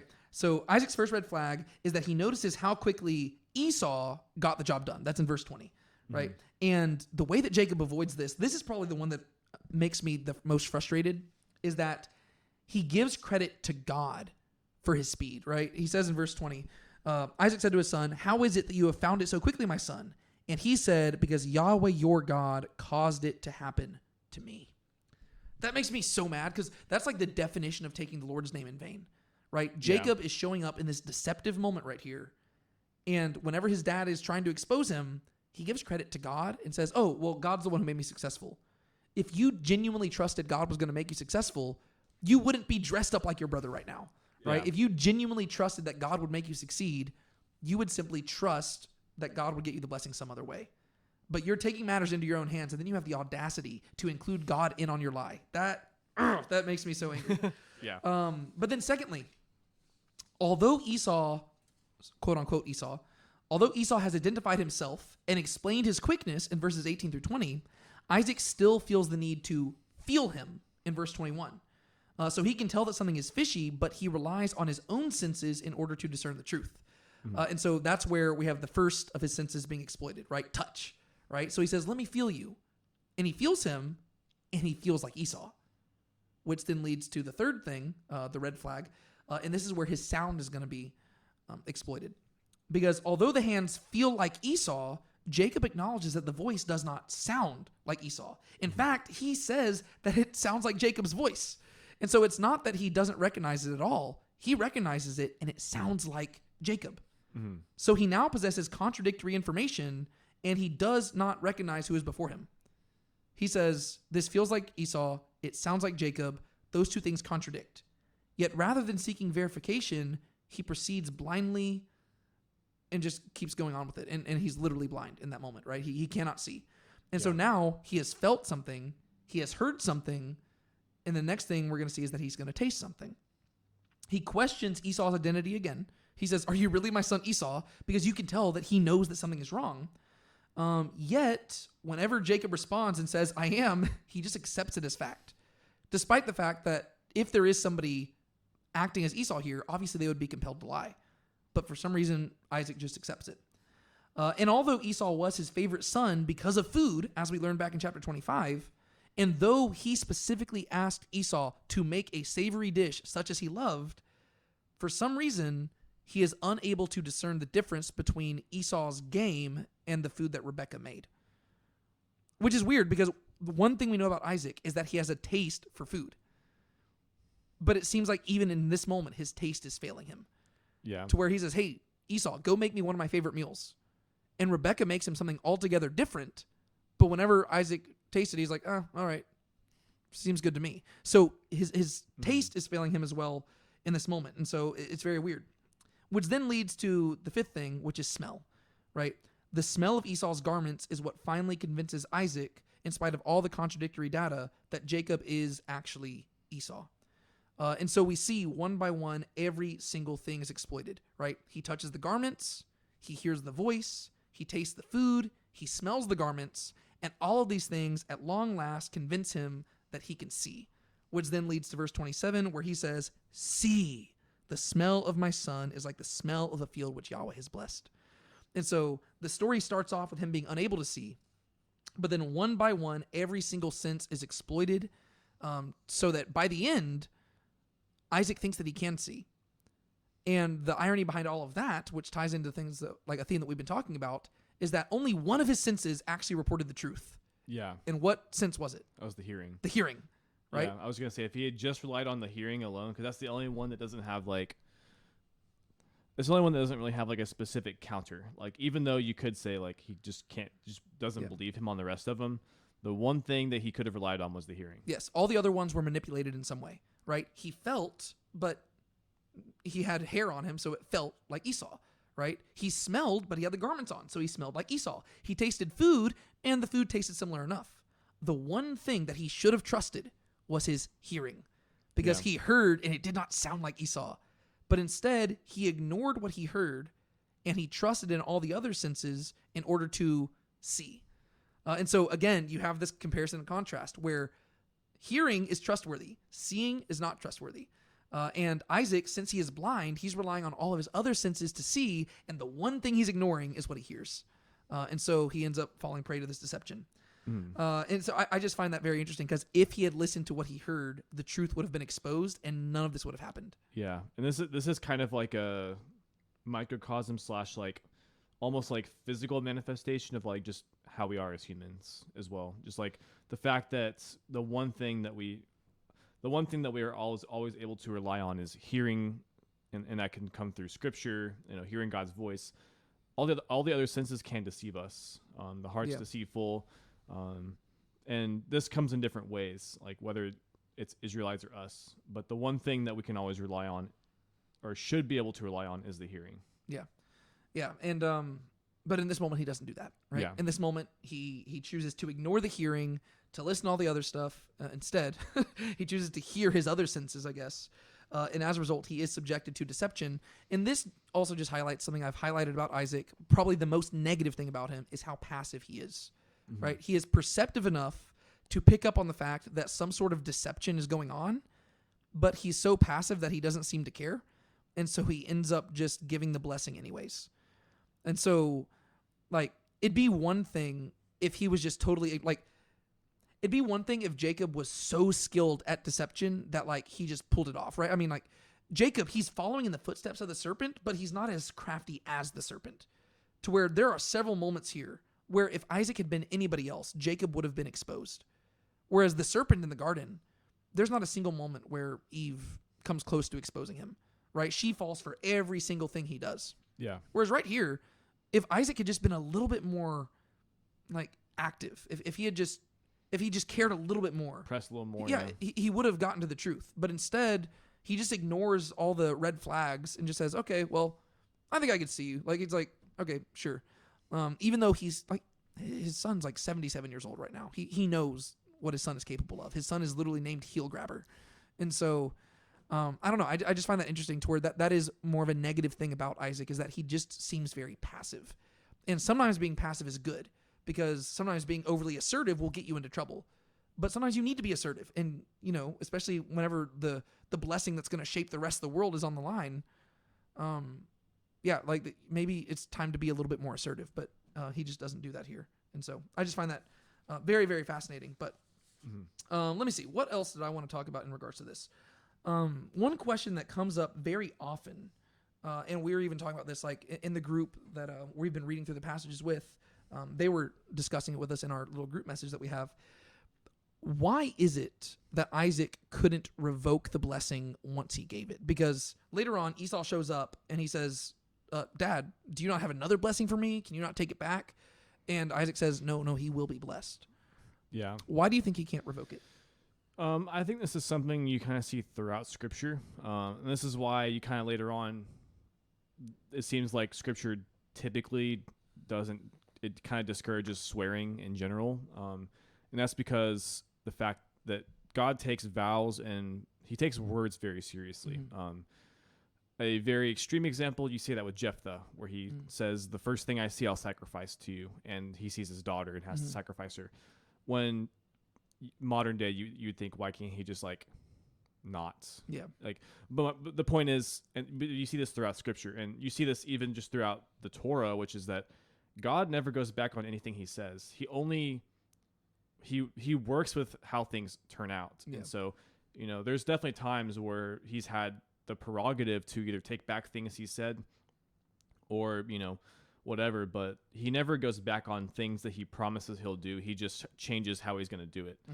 And so I think that in the same way, I think that even Isaac recognizes that he can't go back on what he said because the words are binding. Yeah. And so for different reasons, if he goes back on it, it's not really taking it seriously, but God's covenant is something that is binding. And so he has to go through with it. Yeah.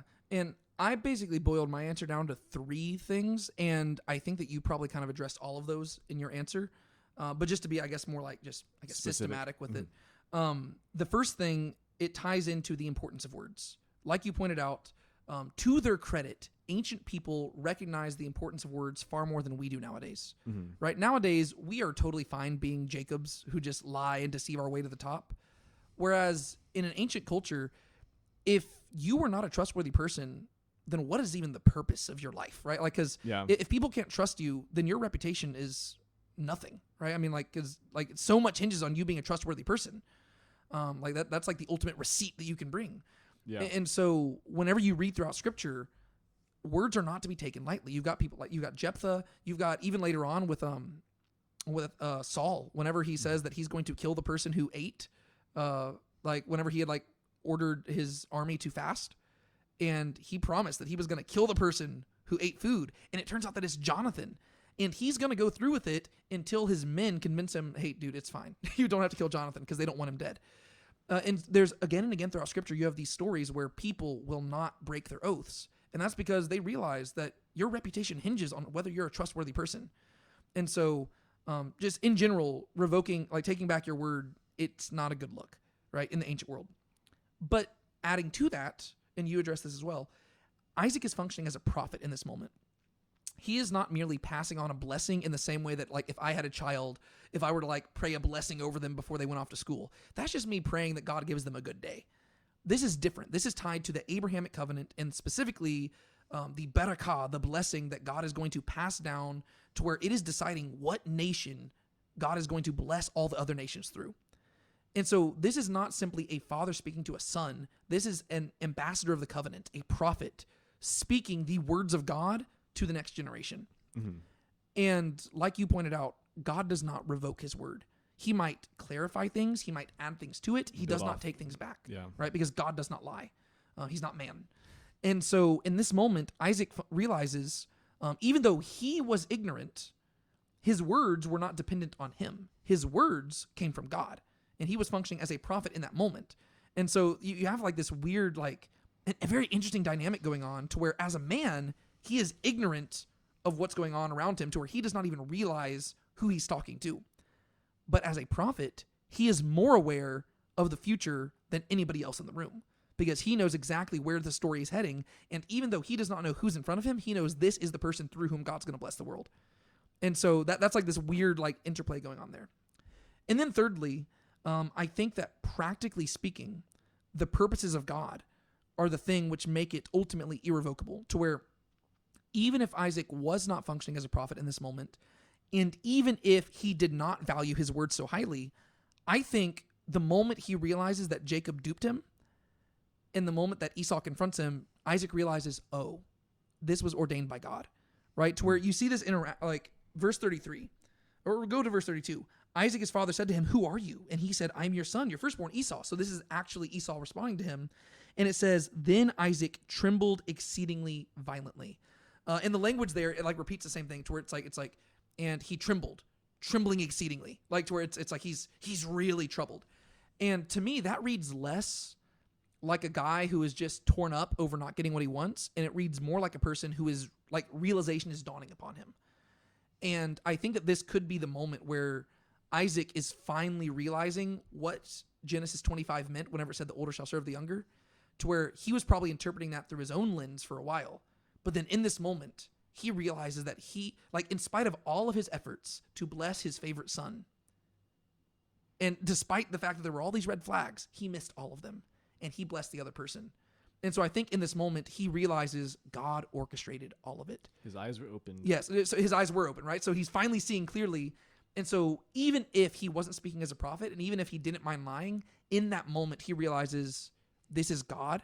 And so if I were to take it back, I would be opposing God, right? Prior to that moment, he was acting in ignorance. But going forward, he knows.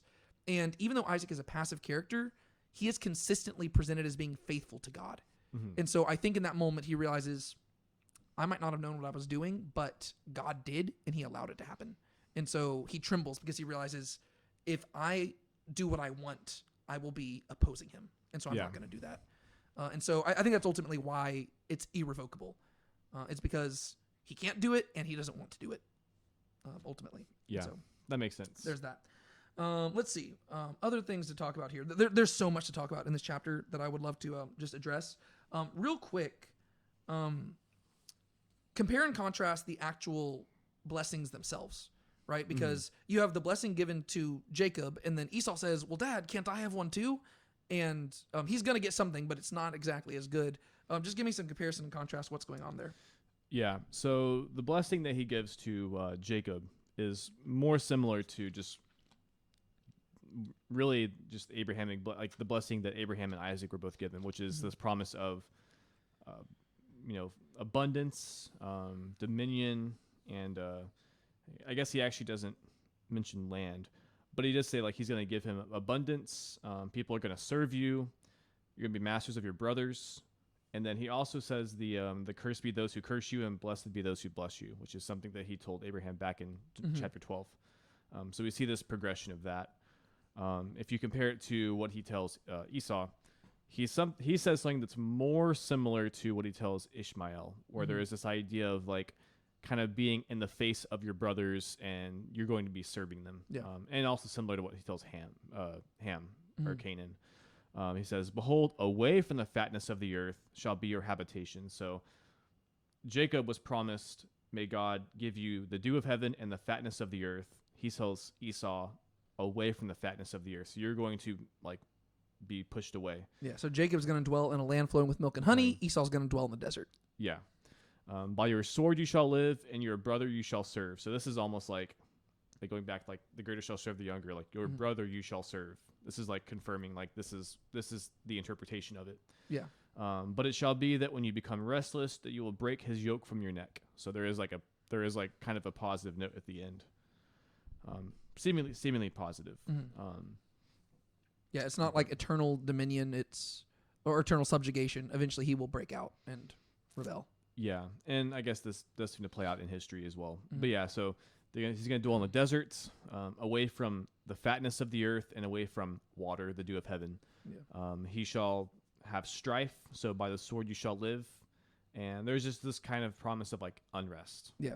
Yeah, and like you pointed out, it's very similar to the promise given to Ishmael, to where Ishmael will also be made into a mighty nation, but he will also dwell in like a more barren area, and he will dwell in more hostility with those around him, which is going to be what we see with Edom, which is the people who come from Esau.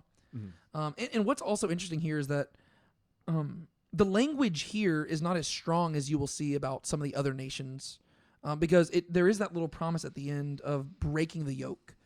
And so going forward in the story, since Jacob and Esau are brothers, the relationship between Israel and Edom is going to be a little bit tamer than the relationships between Israel and some of their other neighbors, right? To where as you're going through it, Israel is going to constantly be told to, be kind to Edom, right? They're not told to totally like wipe out Edom altogether. And Edom is going to be like criticized for not helping their brother Israel. And so they still are going to have this like brotherly dynamic in a way that even Israel and Ishmael, like the Ishmaelites, that they don't have that. Edom is going to be almost viewed as like the Israel, not necessarily the Israel that could have been, but it's almost like that they could have been Israel. Yes, yeah, which is also just sad. Poor Esau. Yeah, I really feel bad for Esau because he seems to care so little about the birthright, but he cares so much about the blessing to where obviously he should have cared about both. But if you're simply looking at it, he doesn't care that much about what he gets physically, but he really wanted the spiritual inheritance. And the spiritual inheritance does come with physical, like, you can't really separate it into this like Gnostic duality of spirit and physical, but yeah, he really cared about this. And this is the stuff that's specifically tied to like the relationship between God and the people. Even though we've already seen some of the cracks in Esau's armor in the sense of he doesn't seem as devoted to God. Really, neither of them do. Because even Jacob, it's going to be a big journey of him being devoted to the one true God. But Esau, he's already been marrying Canaanites and stuff like that. Yeah. Next thing I want to ask, verse 43. Rebekah turns to Jacob after all of this has gone down. Esau wants to kill Jacob. And she says, "So now, my son, hear my voice and arise, flee to Haran to my brother Laban.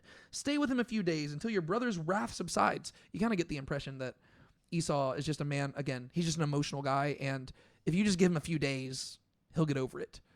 What Rebekah does not know is that her son's going to be gone 20 years, and like I said, we have no reason to believe that they're ever going to see each other again, as far as the text tells us. But for her, she just says, go away for a few days. My question to you is, we have the phrase, hear my voice, being repeated again here, and we saw it last time in verses 8 and 13, and in those instances, it was Rebekah also speaking to Jacob. Hear my voice. Yeah. What do you think's going on there? Why do you think that phrase is repeated here? Like what do you mean exactly?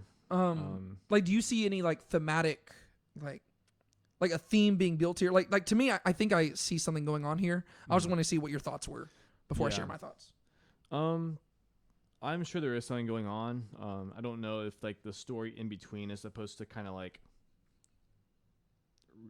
reshape that, like how you see them. But I mean, in this case, you see before and after the actual story, you see both of them. Like in both cases, she is still telling him to hear her voice, and both times he listens. Yeah. Well, and that ties to what I was wanting to get at, because in both cases, she asks him to hear her voice. In both cases, he listens, and in both cases, they're going to succeed in accomplishing the goal. And so I guess that's technically what it is that she says hear her voice, and then he succeeds. Like, it actually works out, so that he actually comes out on top. So it would be more reason to hear her voice again. Yeah, but to me, the ironic thing amidst all of this is that hearing her voice, while it is successful, it's causing more harm than it is good. Mm-hmm. You know what I mean? Like, to where if they simply heard the voice of God and they trusted in him and they just allowed him to be faithful, he would be providing through all of this. Yeah. But instead, they keep taking matters into their own hands, and he is listening to his mom's voice, but it's causing trouble to where now he has deceived his father. He has made an enemy of his brother, to where even decades later, he's going to be afraid that his brother still wants to kill him because his mom never invited him back home, right? His mom says, leave for a few days, and once your brother's wrath subsides, I'll invite you back home. He never hears back from his mom. He's gone for 20 years. He comes back. He still thinks his brother wants to kill him. Yeah. And so there's going to be like this, the whole idea is you're being successful, but at what cost? To where if you just trusted God, he would have provided all of this stuff, and maybe your family would have just had peace, right? Like you could see, like, if they had simply heard the voice of God, God would have provided, and it would be much like Abraham and Isaac, to where, somewhere down the road, Isaac could have sent a servant. He could have gone and got a wife for Jacob and brought her back, and things could have been nice and simple. But instead, they're taking matters into their own hands, and Rebecca is functioning a lot like Sarah, who is just, hey, let's do this my way. And it was the same thing with Sarah, to where Sarah, she said, hey, Abram, hear my voice and sleep with Hagar. And what ended up happening? Well, they successfully produced a child, but it caused a lot more harm than it did good. Yeah. And so there is this theme developing of people who think they hear the voice of God, asking others to hear their voice, but they end up actually causing more harm than good. And God can work through that. And that really is the story of the people of Israel, to where they're going to do this a lot. Yeah. And again, Jesus, he's going to get frustrated with the religious leaders who are calling everybody to hear their voice. And he's going to say, okay, do what they say, but don't do what they do. Right? It's like, yeah, you can hear their voice, but don't be like them, because they're taking matters into their own hands. Yeah. It's also maybe worth just considering, or it's worth noting that so whenever the whole thing with, chapter, was it 25, 24, whenever Abraham sent the servant to get a wife, 24, the whole thing was that he was very, very insistent that Isaac did not leave the land. Mm-hmm. And part of this we talked about was because it would kind of seem to indicate like almost reversal of the covenant, mm-hmm. where it's like reverse like momentum of the covenant, where mm-hmm. it's like the whole thing was that God told Abraham, go up, arise, and come to Canaan, mm-hmm. come to the land I will show you, and I will keep you here. Mm-hmm. And then even with Isaac, the same thing. Whereas Abraham went down to Egypt for the famine, God told Isaac, don't go down to Egypt, mm-hmm. because that's leaving the land. Ironically, this whole thing is that Rebecca took matters into her own hands to almost advance the covenant in a way. But at the same time, the direct consequences led to a somewhat reversal of the covenant, because the whole thing is that now Jacob has to leave the land, so they can't send someone else to get a wife for him. Yeah. And so it's just kind of ironic, because in the whole process, they're trying to advance the covenant, but they're also causing backwards momentum, because Jacob does go back to the land. Like, he does end up leaving and going, she says, go up, arise, and go to Laban. Mm-hmm. So it's like the same language God says, like, go up, arise, and go here. Yeah. So it is like literally Jacob is almost undoing that, and then he stays there for 20 years, which is about how long Abram was before he had his kid Isaac. And so it is like a symbolic, at the very least symbolically, or like from a literary standpoint, their attempts to further the covenant on their own terms led to like almost not undoing, but it did the opposite effect. Yeah. Well, Rebecca she's just functioning like a serpent, but the weird thing is that she's doing it in the name of God, which is, again, that's exactly what the serpent did. But like the serpent, just as the serpent was cursed, Rebecca invites a curse upon herself. And God, to advance the covenant, sends Abraham into the land, and Rebecca now invites Jacob to leave the land. So it's like, it seems like her goal is to accomplish the covenant. But if you look at what she's actually saying, it seems like she's reversing the covenant. She's like, bring the curse upon me. Go out of the land. It's like you get to see we're in very dangerous territory here. And that actually leads us to another thing I wanted to highlight that I think just as we've been going through the text in this podcast, and we've been noticing like these verbal echoes that call back to previous stories and stuff, there were a bunch in this chapter that I wanted to highlight. Yeah. And I think that you even talked about that you saw some of them too. And so I just want to highlight, there were, how many did I have? 6 different stories that I think are really kind of being referenced throughout this. And I'll just go one at a time through these. And if you have anything you want to add at the end of each of them, just let me know. Okay. But as you read through chapter 27, it seems like the author is intentionally using this story to call back to previous stories or to look forward to other stories. And so the first one that sticks out to me is Isaac is being characterized almost like as an Eve-like figure. And then Rebecca, like we already talked about, she's kind of being characterized as a serpent-like figure. And so, like the woman and the serpent, Isaac and Rebecca are in enmity with one another in this story, right? They're coming into clash because they have 2 different goals, right? Isaac's eyes are closed, kind of like Eve, right? She had closed eyes to where she was naked and unafraid or unashamed.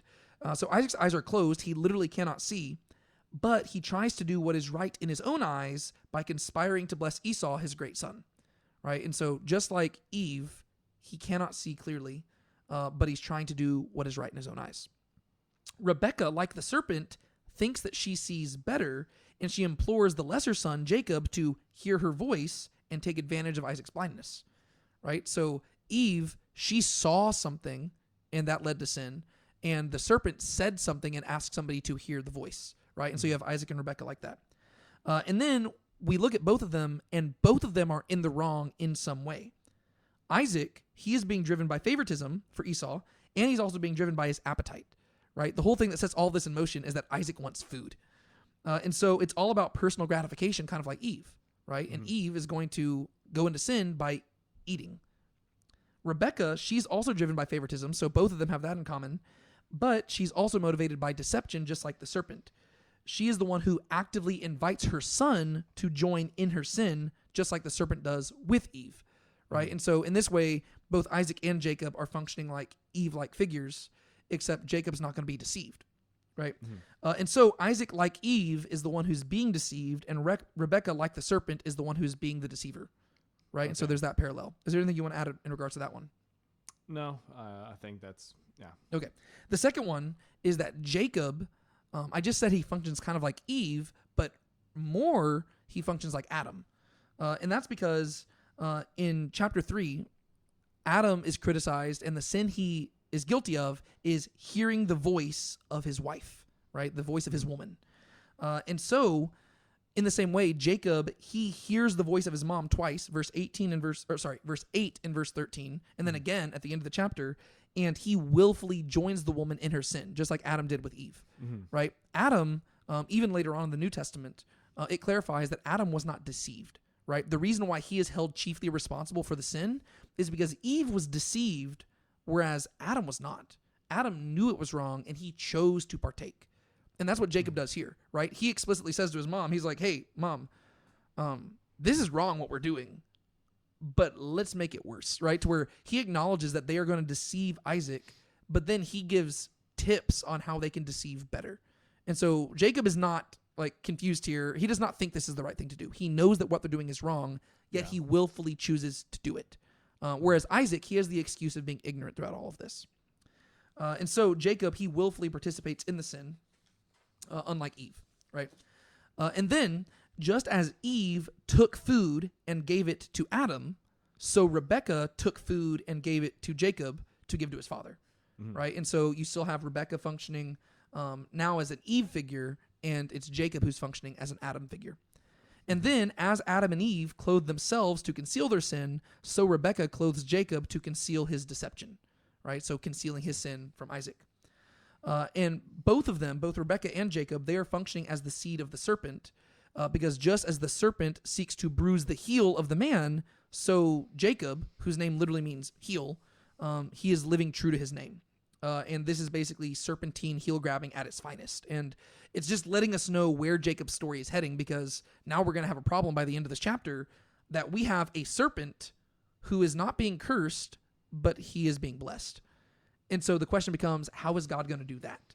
Because every single time in the story so far, whenever there's been a serpent-like figure who shows up, he receives a curse. Yeah. But now Jacob has received a blessing. And so we figure out, okay, well, how is God going to navigate that whole situation? And the rest of the story is going to answer that question.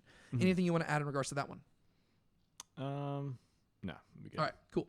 Third one, Rebekah, I already highlighted this earlier. She's kind of functioning as a Sarah-like figure, because if you go back to chapter 16, Sarah implored Abram to hear her voice and acquire a child through sin, right? And that was the whole Hagar incident. And ultimately, it backfired on Sarah, because through everything that happened, all of a sudden Hagar got cocky and they had to kick Hagar out, right? And that's whenever God showed up to Hagar. In the same way, Rebekah implores Jacob to hear her voice and acquire the blessing through sin, and that ultimately is going to backfire on Rebekah as well, because Rebekah, in the end, is going to lose her favorite son, and as far as we know, never see him again. And so both Sarah and Rebekah, they invite the man to hear the voice and sin, and specifically they're trying to sin in order to accomplish the covenant, yet it backfires in both cases. And so both women's desire for their man to rule over them, from Genesis 3:16, they're acting on that desire, right? If you go back to Genesis 3, verse 15 is where there's the promised enmity between the woman and the serpent and the seed and the seed. But verse 16, it says that the woman will desire for her man to rule over her. And both Sarah and Rebekah are functioning out of that desire, right? Sarah is so desperate for this child that she says, hey, Abram, maybe you can have this child through Hagar. And then Rebekah is so desperate for that child to be Jacob that she says, hey, Jacob, maybe you can dress like Esau. And so Hagar, or Sarah is wanting Hagar to function as Sarah, and then Rebekah is wanting Jacob to function like Esau. And so both of them are motivated by a desire to produce this man, yet they're producing it by their own means rather than trusting God to provide by faith. And so it ends up backfiring, and it ends up leaving some casualties. What's the word? Collateral damage. Yeah. It's leaving some collateral damage in their wake. Anything you want to add about that one? All right. I don't think so. Fourthly, this one I found kind of interesting. Esau is functioning as a Hagar-like figure, which makes sense because of the previous connection I just talked about, right? If Rebekah is functioning like Sarah, then Esau is functioning as kind of a mixture between Hagar and Ishmael. Because just like Hagar lifted up her voice and wept in chapter 21, verse 16, we read that Esau does the exact same thing. That's true. And actually, we're going to read that Jacob lifts up his voice and weeps in chapter 29 whenever he meets Rachel. But in that is going to be a different context. Whereas in this context, it's the kind of very similar. Both Esau and Hagar are victims of a scheming woman, because Hagar is a victim of her mistress, Sarah, and Esau is a victim of his own mother, Rebekah. Both are collateral damage from the misdeeds of the covenantal heads, right? And so Hagar is a victim of Sarah and Abraham, whereas Esau is a victim of Rebekah and Jacob. And so as a result, God provides for both of them, and they are both blessed with mighty nations, but they're both going to be in barren lands. And so God, he kind of meets them in the middle, and he says, okay, I'm going to bless you, but I'm not going to bless you in the same way that I blessed them. And so God intervenes, and he does provide something, because he does realize that they're victims, right? They didn't do this to themselves. This is the sins of the covenant people who did this. And so God honors them and he respects them, but he still preserves the greatest blessing for the covenantal people, because they are his chosen people. Anything about that one? All right. Fifthly, Esau, if you look backwards, he's functioning like Cain, but if you look forward, he's functioning like Joseph's brothers are going to function. And that's because in chapter 27, verse 41, we read that Esau bore a grudge against Jacob, and he intended to kill him after the death of their father. And keep in mind, at this point, we do not know how long Isaac has left to live, right? We do not know that he has over 20 years. We think he could drop dead tomorrow, and so Esau wants to kill his brother. If you look backwards, this is like Cain, because we have a brother who wants to kill another brother, you even have the parallels to where one brother has been shown favor by God and the other one feels spurned by God. Yeah. Right. And so Esau wants to kill Jacob in the same way that Cain did kill Abel. Mm-hmm. But if you look forwards, it also looks like Joseph's brothers at the end of the book of Genesis, because they are going to fear that Joseph is going to have the same retaliation mindset, to where after Jacob dies, they're going to say, what if Joseph bears a grudge against us, and now that dad's dead, he wants to kill us? And the language there for bear a grudge, it's the same exact word, to where I don't think it actually shows up any other times in Genesis. It shows up here and there. Oh, okay. And so there's this connection there, and it's really setting up the climax of the entire book of Genesis, because they say that, and for that reason, they try to lie to Joseph. And Joseph's like, guys, I've forgiven you. And Joseph says, I do not want to kill you. And he says, what the enemy means for evil, God meant for good, so that many might live. And so Joseph is like this paragon of virtue, to where he chooses the path of the woman and rejects the path of the serpent every step along the way, which is just really cool. Mm-hmm. Which then leads to the last one, which is that Rebecca, I kind of highlighted this earlier, but in a different way, she functions like Eve, specifically a post-Eden Eve. Mm-hmm. Because in verse 46, Rebecca voices her fear in becoming like Eve, because she specifically is afraid of being bereaved of two children in one day. And that's because both Rebecca and Eve, they had a child who wanted to kill his brother who was favored by God, right? So the child who wanted to kill, that would be Cain and Esau. And then the one who was favored by God, that would be Abel and Jacob. And if you go to Genesis 4, Eve lost two children in one day. Abel was killed, and then Cain was sent wandering as a result. And so she lost both of them. And that's why Eve needed another son who was appointed in place of Abel. And that was Seth, right? Whose name means appointed one. And so Rebecca, she wants to avoid that. And that's why she sends Jacob away. And as far as we know, she'll never see him again. And so we do see her functioning like Eve here, to where she's afraid of becoming like Eve. And so she's so desperate for her man to rule that she says, Jacob, get out of here. And so ironically, her desire, again, to fulfill the covenant results in her sending the covenant heir away from the covenant land. Yeah. Which is just interesting. So do you have any thoughts on any of those things? No, I think you hit it pretty well. I was going to say just one small thing, just because it's not really that relevant here. But how you talked about earlier about like how the kind of interesting thing is that seeing like how God's going to deal with the fact that the seed of the serpent is essentially going to get blessed, like as far as comparing like how they're acting. And like it is kind of interesting that like they do get blessed, but at the same time, when you fast forward to like when they receive like the law, they will end up becoming like under this like curse of Torah that will constantly be like plaguing them the rest of their history. And so like in a sense they end up becoming both blessed and cursed.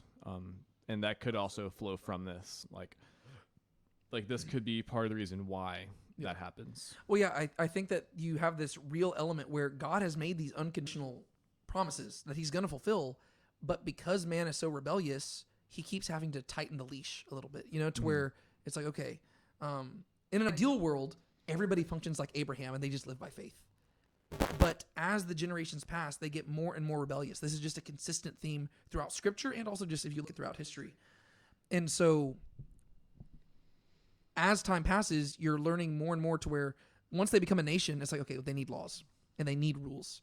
Because this whole nation, the only way they're going to seek me is if I give them the laws. And even though he gives them the laws, they don't listen. And then they end up rejecting him and they ask for a king. And he's like, okay, well, maybe the king will follow the law. The king does not follow the law. So he starts sending prophets, to where he keeps having to tighten the leash. And then eventually he brings the full curse of the Torah upon them. And so you do have this like weird thing to where he's both blessing and cursing them at the same time. To where, I mean, to your point, by the time you get to Moses in Deuteronomy, he says, I have set before you the blessing and the curse. and it's up to you which one you get. Technically, Yeah. they're like all of them. Their purpose is to be the ones who give the blessing, right? That is why they were chosen by God. But if they choose to not be part of the solution, and if they choose to not hear the voice of God, then they're going to join in the way of the serpent, and they're going to be like the Gentiles, and they're going to, they're going to receive the curse. And so, I do think that you could be right that this is kind of where you're seeing the need for the rest of the Torah, because you realize, okay, well, it turns out that even the people of God are serpents. And if you've got people who deserve a curse, but God's determined to bless them, well, what you need is some sort of code by which you determine how they inherit the blessing and how they inherit the curse. Yeah. You need that spelled out so that whenever God does what he's going to do, they can clearly figure out, like, it ultimately points back to him, right? So that could make sense. That was a good point, Sean. Okay, cool. So is there anything else you want to add about chapter 27 through verse 45 at least? I don't think so. I mean, like you said, there's always more we could say, but it would probably, I think I'm good. Okay, cool. So going into verse 46 and then through the first few verses of chapter 28, this is a very short section that we can probably cover pretty quick. Then we'll wrap this episode up. What happens there? Yeah, basically, Isaac blesses Jacob, sends him off to go back to his father's house, or Laban's house, to get a wife. And Esau sees that Isaac does not like the Canaanites, so he goes to the Ishmaelites to get a wife. Yeah. And so you see how Rebecca, once again, she's just kind of scheming in the background because she needs an excuse to send Jacob away, right? And the excuse that she uses is the thing that we saw at the end of chapter 26, where it said that Esau had married 2 Hittite women, which would be like people in Canaan, and they brought bitterness of spirit upon Isaac and Rebekah. And so at the end of this whole story, Rebekah's like, hey, Isaac, those Hittite women, they're terrible, and we do not want Jacob to follow in Esau's footsteps, and so let's send him out of the land. And this is where you see Rebekah taking things into her own hands, because what Isaac should say is, oh, well, you're right. We don't want Jacob marrying a woman like that, and so let me send one of my servants, because that's what my dad did for me. Yeah. But Isaac, again, he's just more of a passive character, and he says, okay, sure. And so he just lets it happen. But Rebecca is scheming to make all of this happen. And so Jacob is being sent off, and we're going to continue with Jacob's journey next week. And we're going to actually jump into the Jacob story proper starting next week. People call it like the Jacob cycle. But this story ends with focusing on Esau. And Esau, I feel so bad for this guy. He doesn't make the smartest decisions, but I can't help but think he's just trying his best. I mean, you know who he's reminding me of right now? He's reminding me of Neville Longbottom in Harry Potter, where he seems like a guy who he really he's trying, and he just can't catch a break. It's just poor guy.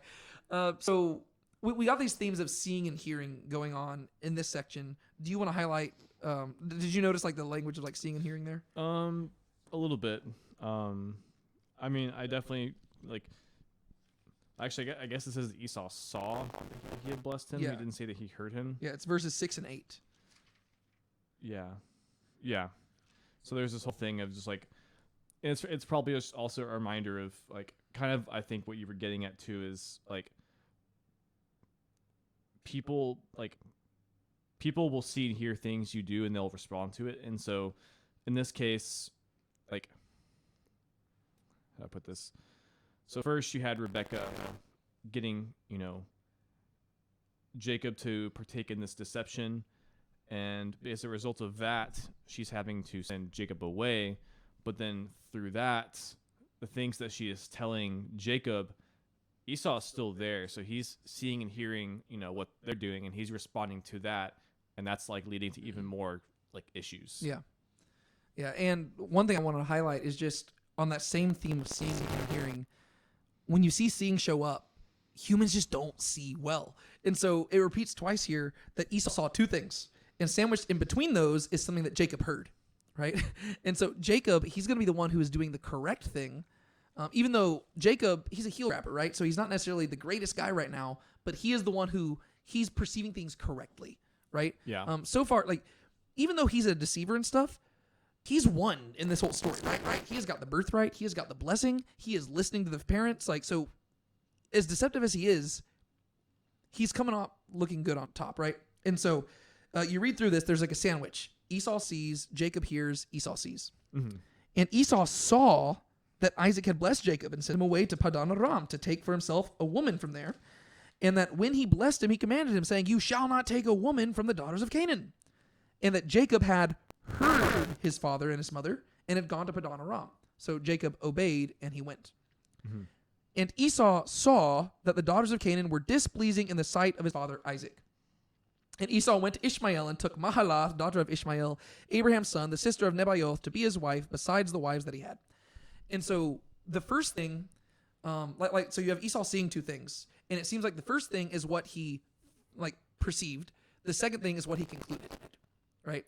He hears that basically he catches a gist of what Isaac had said, right? He said, "I need you to go out of town and I want you to specifically go live with some of my family members and take a woman from there."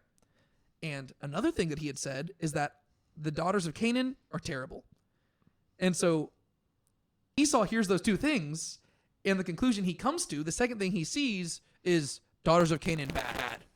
Like that's it. Like, so again, he's very simple-minded to where he's not hearing the heart behind all of it, right? It's not about, I just want you to find a good, God-fearing woman and just be devoted to her all your life. Keep in mind that Isaac is the only of all the patriarchs who only has one wife, right? Abraham, multiple wives, a lot of women problems. Jacob, multiple wives, a lot of women problems. Isaac, one woman man, right? And so Isaac understands marriage. Esau does not, right? He already has two wives, yet he hears daughters of Canaan bad. Father wants Jacob marry in family. All right, I go find person in family and marry them too. And so Esau goes, he finds Ishmael, says, "Hey, can I marry one of your daughters?" And so he learns the wrong lesson from this, right? And so it's because he's trusting in what his eyes see, and his vision is just bad, right? He's not seeing clearly, and so he sees one thing, it leads him to conclude another thing, and meanwhile Jacob in the middle is hearing, and he's doing the correct thing, right? He's obeying, he's leaving.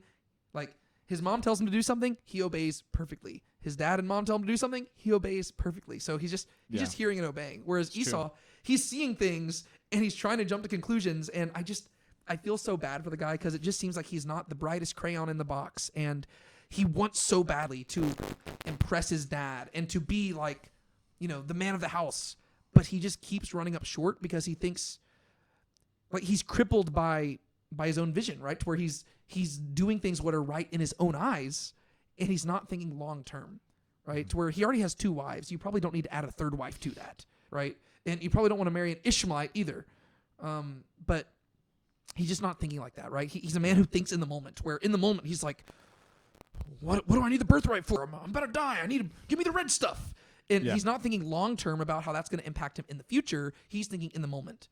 And then he shows up and he's like, "Dad, can I have blessing? Come on, Dad, please, please, please." And he's like begging, and he doesn't understand that there's nothing his dad can do. And so he insists, "Dad, you got to say something to me."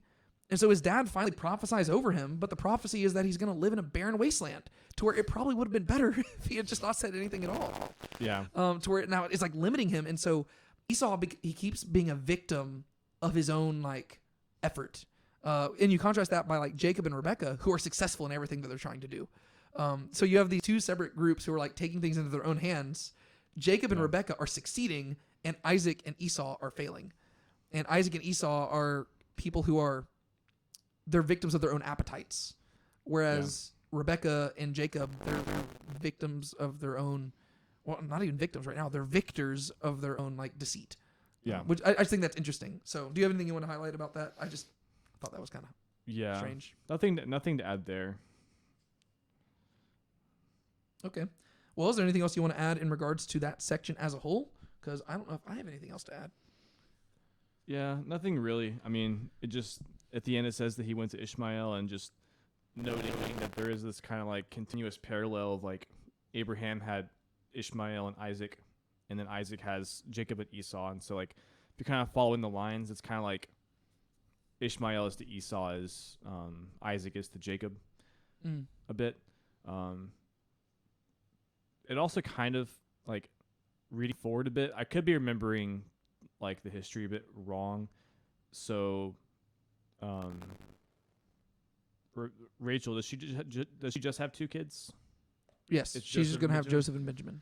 Seems like there's also kind of like this I don't know, like pattern of like, even though Abraham had multiple wives and so does Jacob, there's like their favorite wife always has like 2 kids. I don't really know what to do with that. It's kind of random, but like Abraham, like, Sarah only had 1 kid. oh no, Sarah only had 1 Yeah. kid. That's right. It was Yeah. Okay, so maybe not then. It just highlights both of them. Yeah. Ishmael and Isaac, and then Jacob, Esau, and then Joseph, Benjamin. Yeah. Well, and then even Joseph is going to have Ephraim and Manasseh. Mhm. To where there is like this theme of like just like double sons. Yeah. I which mean, I don't know what is- to do with that, but I don't know. That's a good question. Cool. Yeah. And so that is the end of that section. And so starting next week, we will jump into the story of Jacob proper, and we'll begin with his crazy dream of a ladder reaching up to with its head in the heavens, to call back to the Tower of Babel. oh yeah. And it'll be a very fun discussion. I love the Jacob story. The Jacob story is so fun and so fascinating, and we'll get to talk about his love for Rachel and how it's kind of creepy because he's 77 years old. Do you have anything else you want to add? I don't think so. All right, We're cool. good. Well, thank you all for making it this far into the episode. I really appreciate it. My name is David Tate, And I'm Sean Powell. and this has been Talking Through the Text. We will see y'all next time. Bye. Thanks for listening to Talking Through the Text. If you enjoyed this episode and want more like it, be sure to subscribe and share it with someone who might enjoy it too. Stay tuned for more episodes coming your way. Until next time, keep talking through the text.